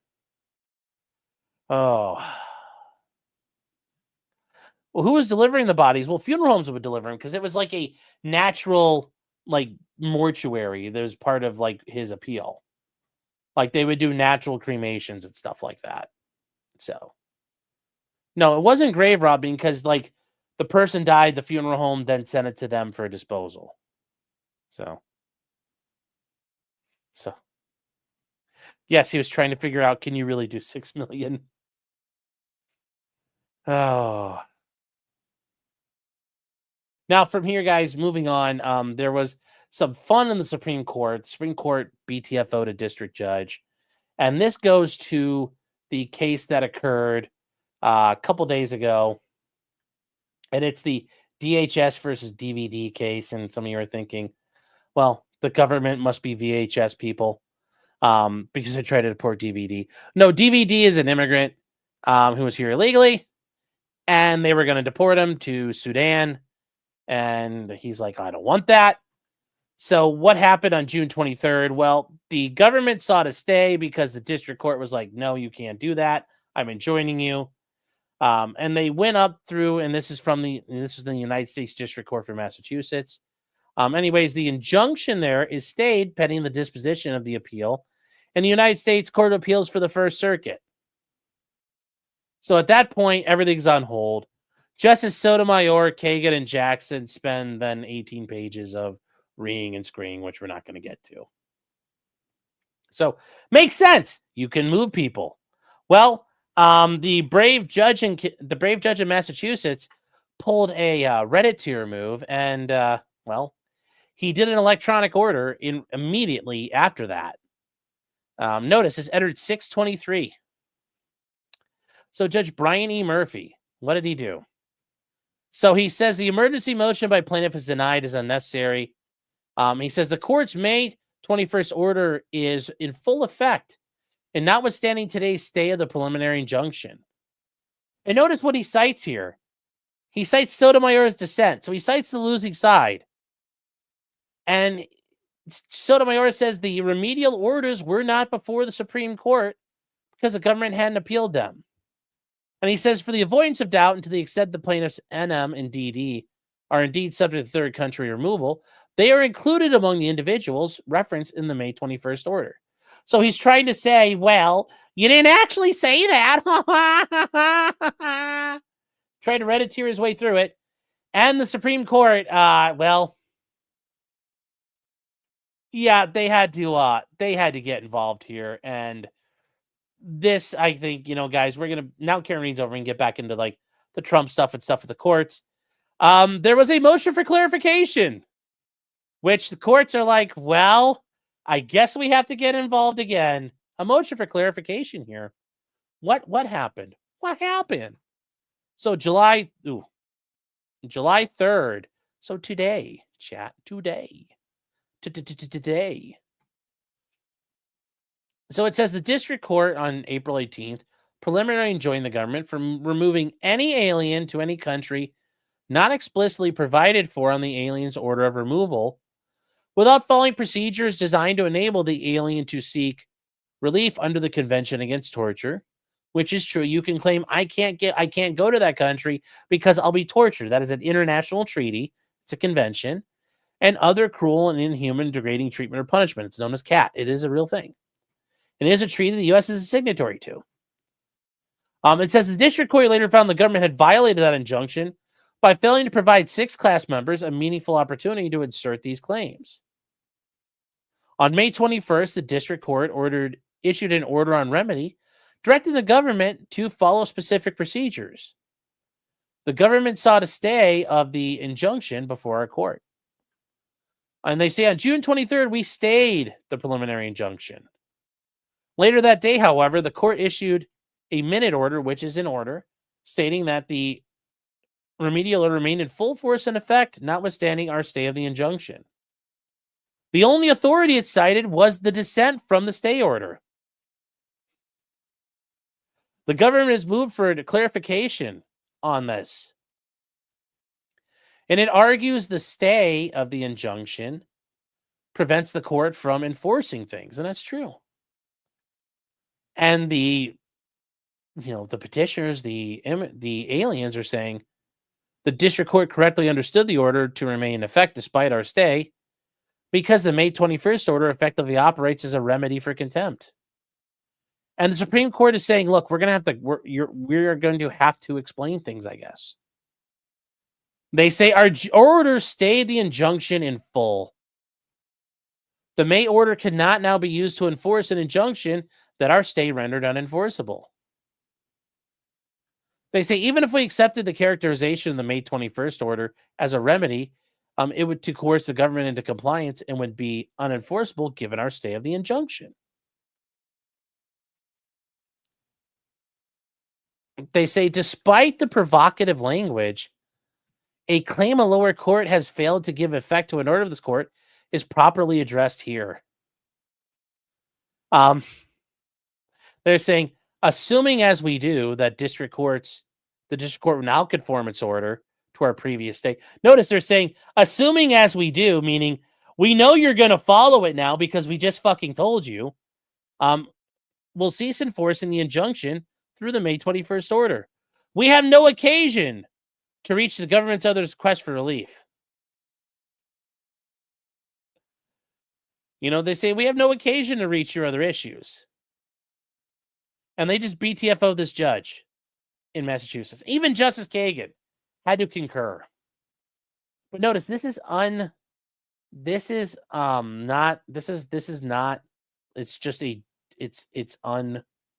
there's no author to it. Justice Kagan says, I voted to deny the stay, and I continue to believe this court should not have stayed. She says, but a majority of this court saw things differently, and I do not see how a district court could compel compliance with an order the court has stayed. And she says, because continued enforcement would order to do just that, I vote to grant the motion for clarification. At least she's honest enough to say, look, this guy can't fuck around that way. And then obviously Sotomayor and Jackson, say, no, the district court judge can ignore the Supreme Court. No, you can ignore him. It's like, yeah, no. Doesn't work that way. Doesn't work that way at all. So, yeah, this is, they go on for how many more pages? How many more pages of these? They go on for another 5 pages going, it's like, yeah, no.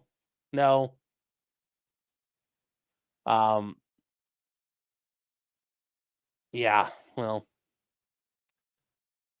Supreme Court BTFOs a federal judge for once, an actual felting. And I'm assuming it's going to start happening more and more and more. Supreme Court is going to tire of this nonsense from the court, from these courts, but not yet. It's not yet there. All right, chat. And the last thing that happened, we have Bryan Kohberger.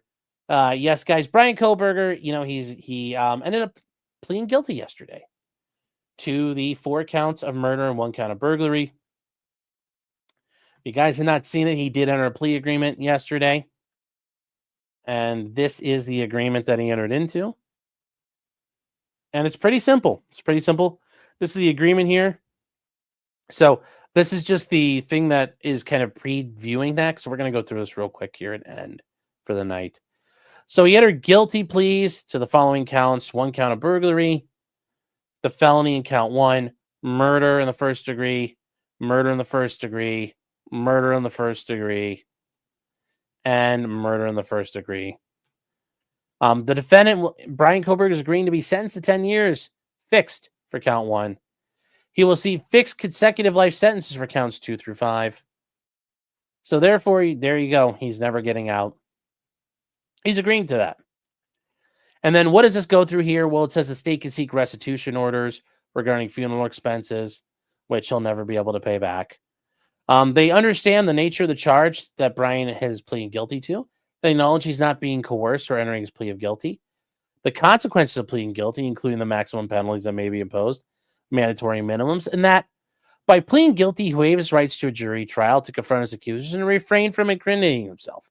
And that's because he has to tell the judge what happens. The judge is going to ask him questions. He's going to have to admit to things. They say, and by the plea of guilty, he waives those defenses.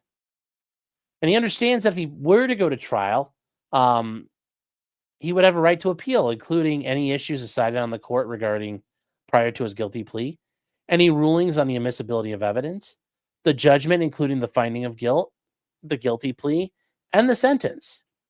And further, if this went to trial, he would have the right to file a motion seeking reduction of his sentence. And he hereby knowingly, voluntarily, intelligently, the standard for everything in court is this knowing, voluntarily, and intelligently done, waives all rights to appeal and any all issues in his case, and waives the right to file a motion pursuant to the criminal rules. This was stipulated to on June 30th, as we found out on Monday, by the prosecuting attorneys, and then Bryan's lead attorney in the public defender's office, and then Bryan Kohberger. God, that is the woof. Wow, he definitely isn't autistic. What the fuck is that? Wow. And then hold on, here is Kurt here. Kurt, how are you doing? Hope you're doing well, guys. Hope you're doing well, Kurt, guys. Kurt, friend of the show, is in chat. Now, there was a secondary thing here. There was a written factual basis that Bryan Kohberger did agree to. And it says that on November 13th, 2022, he did commit burglary. He then murdered Madison Mogan. He then murdered Kaylee Gonsalves, which I didn't realize that's how you pronounce that, but okay. He also murdered Xana Kernodle and then murdered Ethan Chapin. And he pled guilty to all those counts on July. This was dated July 1st by Bryan Kohberger here. And good. Well, good to see you, man. Hope you're doing well. It's Aaron Imholt style handwriting. It's worse than Aaron's. Jesus. This is rough. So what happened as this was getting ready to go, one of the families, the Gonsalves or whatever you want to call them, they were butthurt because they were told something and they didn't like it. And they thought as victims, they had the right to ree and scree and cry and piss and shit their pants. Well, nope.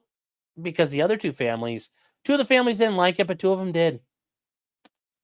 So from there, Bryan had his hearing and he ended up pleading out.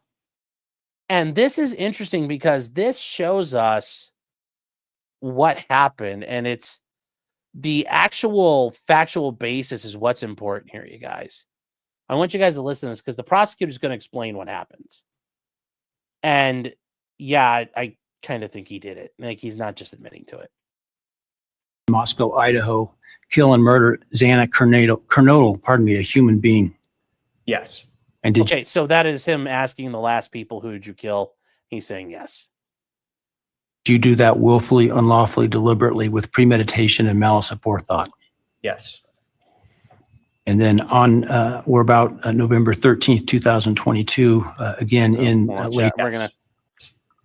Its recitation of its factual basis. Yeah, The state at this time to provide its recitation of its factual basis had this case gone to trial.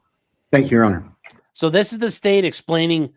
They're not explaining all their evidence, but they explain some really damning evidence. Holy shit. Your Honor, the organization of the recitation is different than what I think the court and the public may be familiar with from the probable cause affidavit and other documents. The state's evidence, as an overview, would show that back in March of 2022, when the defendant was residing at his parents' residence or was residing back in Pennsylvania, his home state. He purchased online a K-bar knife and sheath with an Amazon gift card that he had purchased shortly prior to the purchase of the knife, sheath, and sharpener. Jumping ahead, the end of June of that year, the defendant, Mr. Kohberger, moved from Pennsylvania to Pullman, Washington, which is right across the state line from Moscow, Idaho, for the purpose of pursuing a PhD in criminal justice at Washington State University. The state's evidence would indicate that beginning July 9th of 2022, Mr. Kohberger's phone began connecting to a cell tower that serves the area of the 1122 King Road residence in Moscow, Idaho. Now, I will acknowledge for the court and all present that there are many residences in that area. It's a dense population of mostly college-related occupants. Between July 9th of 2022 and November 7th, the defendant's phone connected to that particular tower during late night, early morning hours, 10 p.m. to 4 a.m., on approximately 23 times. Now, I will acknowledge also, we do not have evidence that the defendant had direct contact with 1122 or with residents of 1122, but we can put his phone in that area on those times. In the interim, on August 22nd of 2022, Lake Tahoe County Sheriff's Deputy Darren Duke conducted a traffic stop in the early morning hour or late evening hours, about 11 p.m. On the west side of Moscow, on the Moscow-Pullman Road. This was a traffic stop of Mr. Kohberger's car, which turned out to be a 2015 white Hyundai Elantra with Pennsylvania plates. During the course of the traffic stop, Deputy Duke was able to obtain Mr. Kohberger's name, Bryan Kohberger, his phone number, and his address, which at that point was an apartment address in Pullman. We then move to the early morning hours of November 13th, 2022. The state's evidence would show that early morning hours on that day, Mr. Kohberger's phone left his Pullman residence, which is an apartment in kind of the central northwest part of Pullman. That phone was then subsequently turned off at approximately 2:54 a.m. and remained off until approximately 4:48 a.m. on Sunday, the 13th of November. The state's evidence would include a trial, video surveillance of a business on the Moscow-Pullman Highway, just across the state line from Moscow. It would show a vehicle matching the description of the defendant's Hyundai Elantra entering Moscow at approximately 3:02 a.m. Compiled surveillance that the investigators put together from businesses and residents then show the defendant's car, the white Elantra, as I've described, circling the 1122 King Road area, that neighborhood, starting around 3:30 or so in the morning. Comes into the immediate area of 1122 Chad, I can't fix the echoing, so. King Road, which is actually on a dead end, and then leaves several times. And approximately 4:05 that morning, the defense car had entered that area, was leaving, stopped at the intersection of King and Queen Road, did a U-turn, and the state's evidence would show that the defendant's car came back and parked behind and above the 1122 King Road residence. The state believes that its evidence would then show that the defendant entered the residence of 1122 through the kitchen sliding door on the back side of the residence, which is the side of the residence that would face the area above where the defendant's car was parked. Defendant entered the residence, went to the third floor, and with a knife, killed Madison Mogan and Caitlin Gonzalez. The defendant, as he left that room, for whatever reason, ended up leaving, or the sheath for a K-bar knife was left on the bed next to Madison Mogan's body. And Chad, this is where I still think Bryan Kohberger is a great example for you guys. If you are going to commit a murder and you have a weapon that has like a holster or a scabbard or a sheath, remember, we were talking about this yesterday. you have to have accountability for your gear. Make sure that shit's secured to your body. You know, whether it's to your belt, you got load-bearing equipment. Don't just like go all willy-nilly and just have your sheath in like your hand. No, that's not how that works. That's how Bryan Kohberger got caught. You know, like, you know, I'm sure, look at him. He's sitting there. He's just like, son of a bitch. I know I should have put it on my belt. But he cut a corner. And look what it did to him. Don't cut corners. Sanitize yourself and sanitize your scenes if you commit a crime. And jump ahead. That sheath was tested by the Idaho State Police Forensic Lab, and single source male DNA was found on the snap of that sheath, as well as blood from both Kaylee and Madison and other trace evidence. But it's important tie to your note shit down. single source male DNA was on the snap of that sheath. The state's evidence would show that Xana Knodel was still awake at this time. In fact, had taken a DoorDash order not long before this started. Her room was not on the 3rd floor. It was on the 2nd floor on the west side. As the defense, well, that DoorDash, I mean, she got delivery of her death too. She got delivery of a stabbing. defendant was either coming down the stairs or leaving.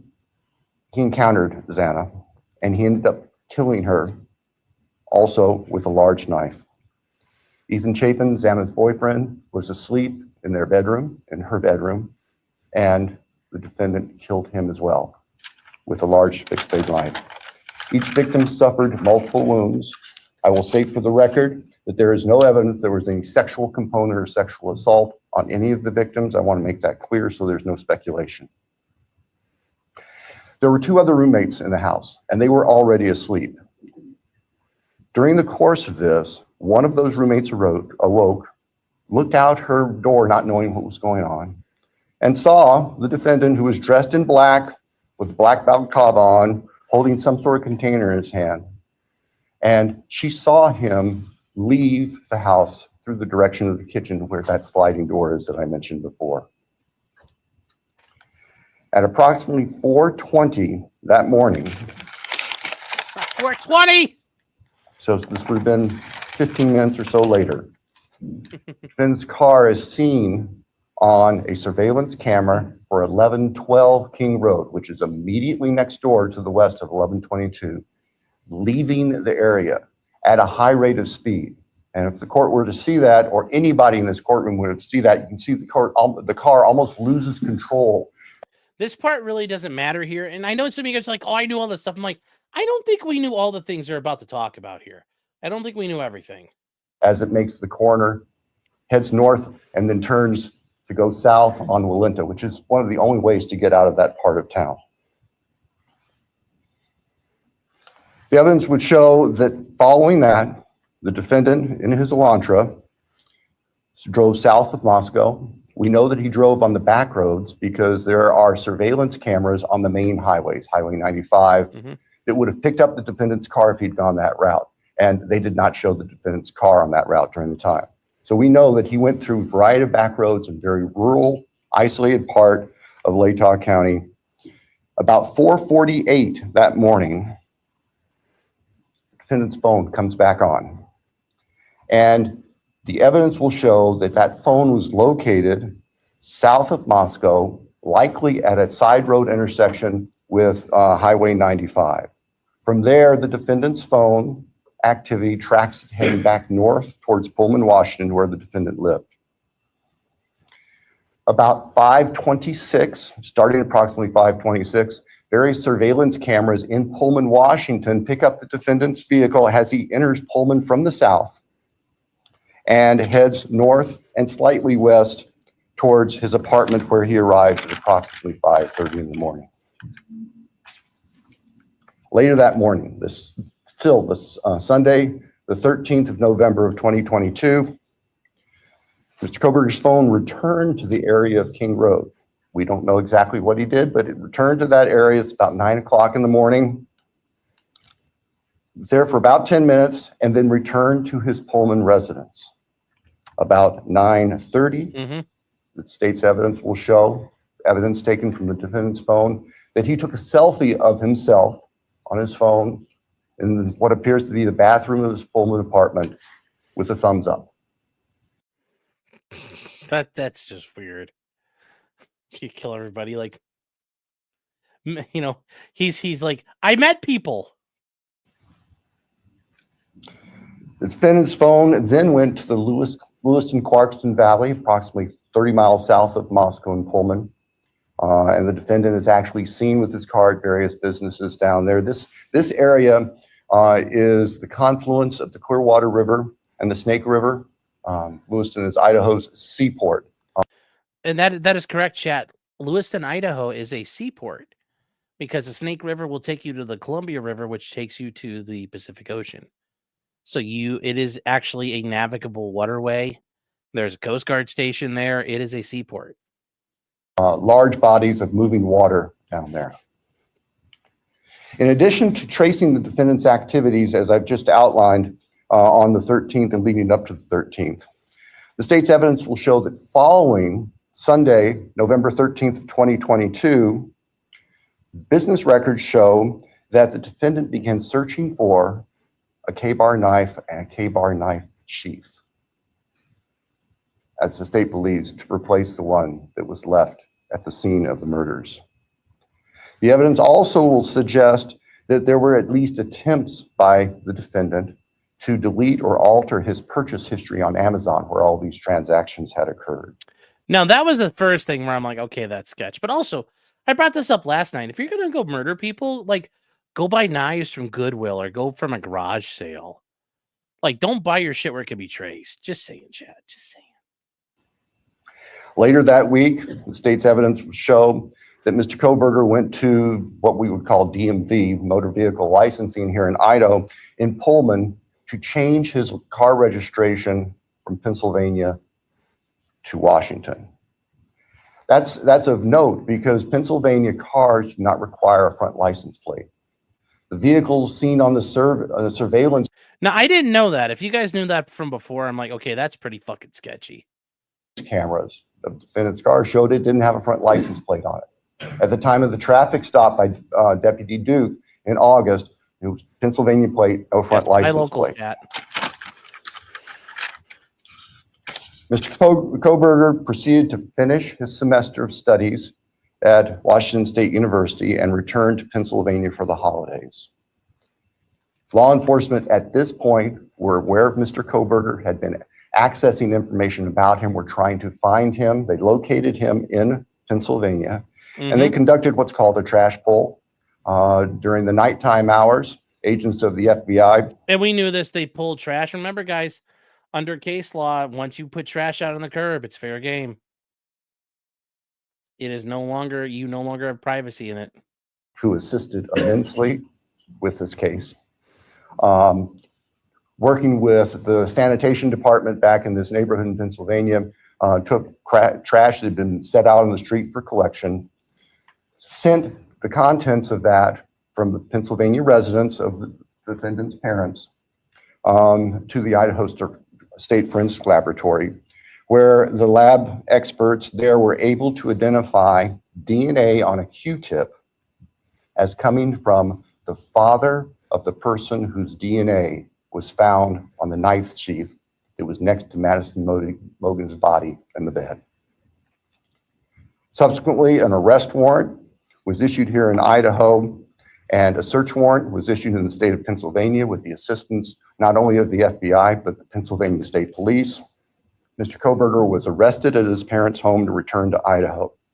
Upon his return to Idaho, a DNA sample was taken from him, and it matched the DNA found on the knife sheath next to Maddie's body at the crime scene. Yep, the dad incriminated him. I can tell the court, in public, the weapon itself, the knife, has not yet been recovered. I can tell the court that the defendant's apartment in Pullman was searched, as well as his office. Spartan would be a kind characterization. There was virtually nothing there. Nothing of evidentiary value was found. And of course, we're now talking 6-8 weeks after. So it sounds like he lived had nothing in his apartment. He slept on the floor. It sounds like totally not somebody who go murder 4 people. The time of the killings. In Pennsylvania, the defendant's car was seized, and it was actually pretty much disassembled internally. And it also had been cleaned. There was a bucket of cleaner right beside it. I think we can all look to our own cars, you know, in those compartments in the doors. Even we try to keep them clean where you put stuff. There's always some degree of crud in there. They were spotless. The defendant's car had been meticulously cleaned inside.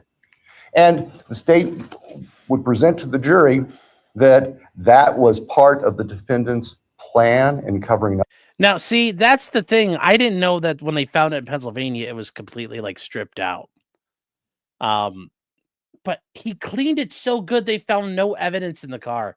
I find that so hard to believe because you're never that good. Go watch the Forensic Files. People screw up all the time. Nobody's ever that good.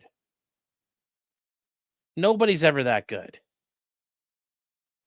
This. The defendant has studied crime. In fact, he did a detailed paper on crime scene processing when he was working on his pre-doctorate degrees, and he had that knowledge and skill.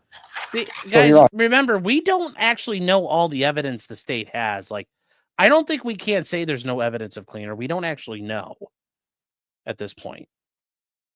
At the end, the state submits that the evidence that I've given just a quick overview of and that to present in court would consume weeks, which the state is prepared to do and has been prepared to do, would show that as the defendant has just admitted and pleaded guilty Good night, guys. On November 13th, 2022, excuse me, Mr. Kohberger entered the residence at 1122 King Road in Moscow, Idaho. He did that with this part where he starts crying. It's like, fucking A, dude. You're not in front of the jury. Like, start fucking crying. Like, come on. The intent to kill. We will not represent that he intended to commit all of the murders that he did that night, but we know that that is what resulted, and that he then killed intentionally, willfully, deliberately, with premeditation, and with malice forethought. Manny Mogan, Kaylee Gonzalez, Ethan Chapin, and Santa Colonel. Thank you. Thank you. Why are you fucking crying? It's not like you fucking knew them. It's not like they're your study buddies. Dude, come on. Like that right there, I'd have been like, Your Honor, I object. That was cringe. And the court would have been like, yes, it was gay. So there's nothing wrong with having emotion, but this is just nonsense. So do we know why he killed him? I don't know, because he's like, why not? No, I don't like. There's nothing wrong with seeing like a man cry if it's like his parents died, his kid died, he had to put his dog down. I get it, but he's crying like at the fucking just reciting facts. Like, come on, bro. Come on, bro. Come on. Come on. Just come on. Yeah. What do you care? They're not your kids. Oh. So, it is interesting though. It's an interesting thing. Like listening to all that, you're like, yeah, I guess he fucking did it. It's like, little buddy. Yeah, there are a lot of people are gonna be having tough times right now.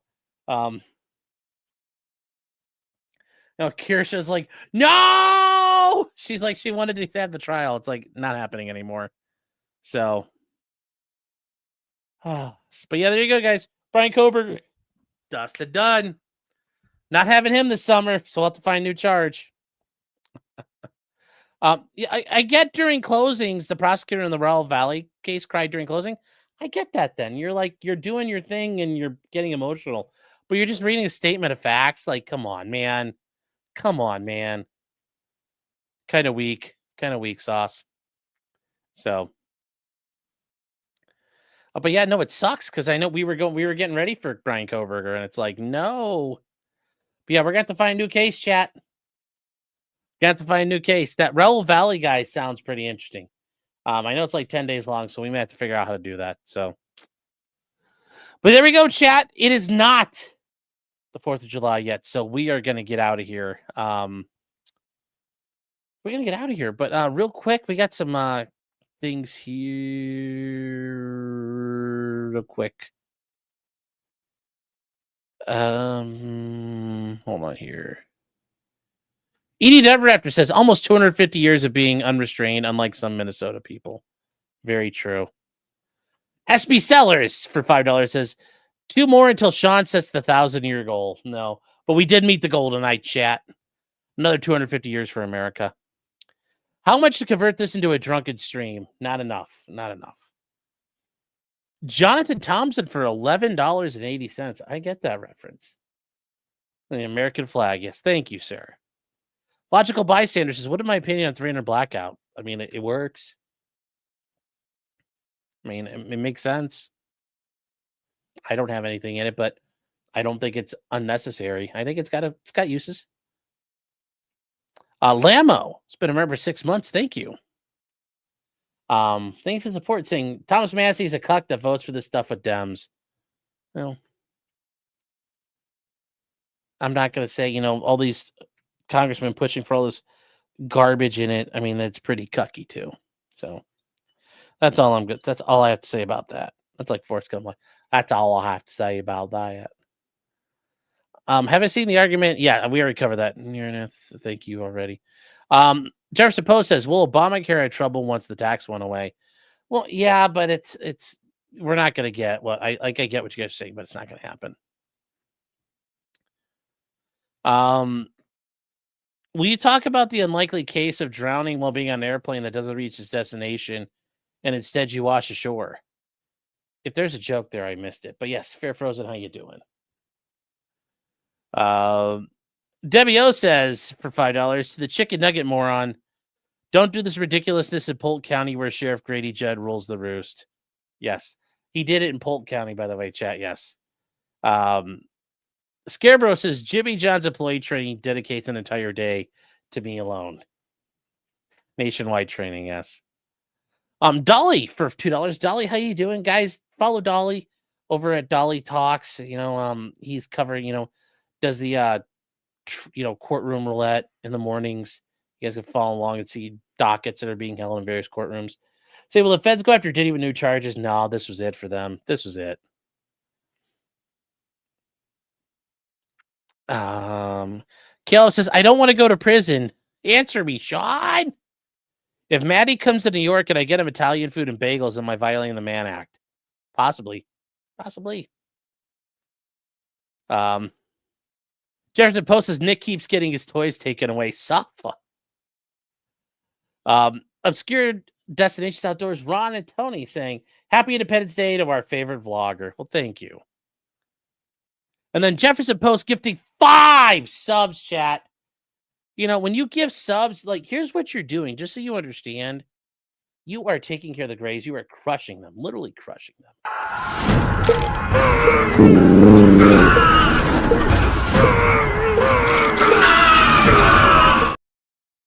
That's what you're doing. That's what you're doing, literally. When you get subs, that's what subs do, chat. So, is that what you want to see happen to the Grays? Then do your part. Do your job. Help out. Crush them under your boot heel. That's all Grays understand is the boot. Jefferson Post for $2 says, if he eats the goo, he eats the goo. Yes. Remember that Minnesota sees pocket service is legit. I didn't know they do, but okay. Jefferson Post, this Sunday, Baldo versus Toe. This Sunday, the Baldo versus the Steel Toe. Live at Jim's driveway. Malcolm Combs been a member for 14 months. Thank you for the support. Says, I imagine him outside of his house like he'd say anything. I could see that. Chuck and Rob for $10 says, Sean! Thank you, Rob. Fred Rush says, America, if you ain't with it, get the fuck out of the way. That's right. Even the Pope's American. Bitches around the world better recognize. Job well done says, police your brass. Yes. Don't leave brass around. Make sure all your shit goes with you. James Reese says, don't take your phone. Remember, though, as they showed in the Murdaugh trial, they can tell when your phone's just sitting there on the table and nothing's happening. They can tell when you're holding it and it moving it around and stuff. So you have to be able to account for all that stuff. not just using it is not enough, because not using it shows you're hiding things. Malcolm Combs says Washington State University in Pullman makes a very nice cheddar. Kurt throws out a good tip here. Yes. Goodwill is a good play for your shoes, because your shoes will bear a wear pattern that's inconsistent with yours. And that's true. We all wear shoes differently. It's a great way to throw off the trail. Please throw the shoes away afterwards. Thanks. Very true. Very true. EDW Raptor says, here's $10 to go the distance. It is almost midnight EST. Well, we're going to end it before midnight, chat. We're going to end it before midnight. Real quick, Winston says, what's better, Stoney's Bar or Floyd's Feed and Seed in Alabama? That's a real business, too. Stoney's is still the best. Still the best. Yes. You got to set a habit of using your phone anomalously. Yeah. Yep. So with that said, chat, we are done. Enjoy the 4th of July. Remember, guys, 250 years. Being the city on the hill. It's amazing. You know, we are very fortunate to be able to be in this position that we're in. Any time in history. So keep that in mind, chat. Keep that in mind.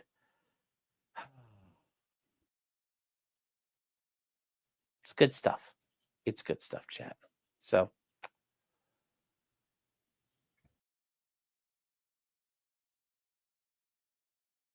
yes, God bless America, chat. God bless America. 250 years for the shorty. It's been a long time. Been a long time. So, chat, with that said, I'm not sure what our plans are going to be. I don't know tomorrow if we're specifically going to do anything. But tonight we are going to go over to potentiallycriminal.locals.com. Use the promo code summertime 2025. We're going to do our after show. I forgot to plug this earlier. I just realized. Remember, you gotta be a supporter or use the free promo code to hang out with us for the after show. It's going to be a lot of fun here. Just, the stuff we can't do or get to here. Stuff we're not allowed to talk about here. All fun like that. So, chat, with that said, I will see you guys there shortly. And just remember, until next time, just because you did it does not mean you're guilty. Unless you're Bryan Kohberger, you're guilty. Unless you're Diddy, you're kind of guilty. And then if you're Nick or Aaron, it's like the Mike Tyson moment. Just kiss. They just need a kiss. Get over with. And then Debbie O for 5 more subs. Debbie, thank you for your support and your generosity. I appreciate it.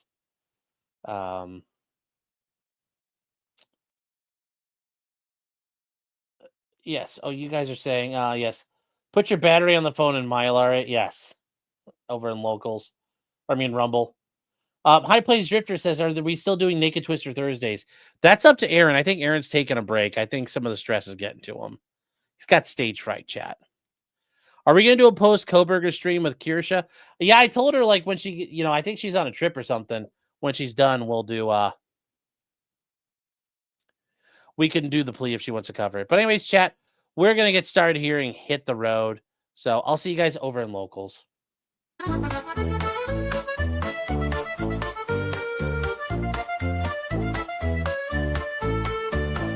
Weapons, blacksmithing, and models of planes. EDW Raptor for $2. And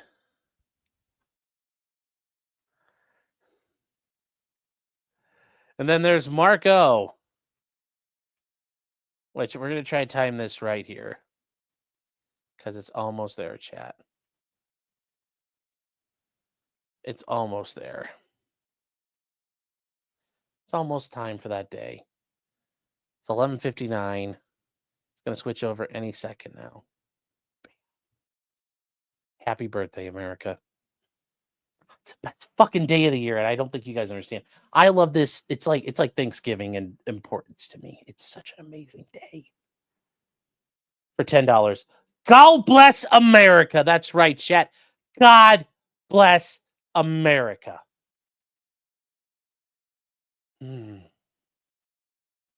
Fucking goosebumps, chat. I got goosebumps. God bless fucking America. Oh, God bless America. Katie for 199 says I. Fred Rush says G.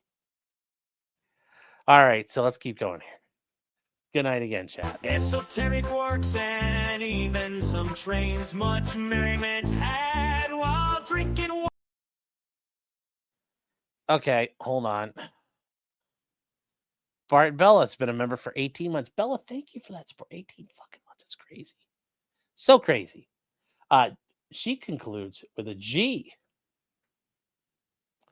Very apropos. Very apropos. Tips on hunting and even talking the law. Whatever you do, just don't talk to cops.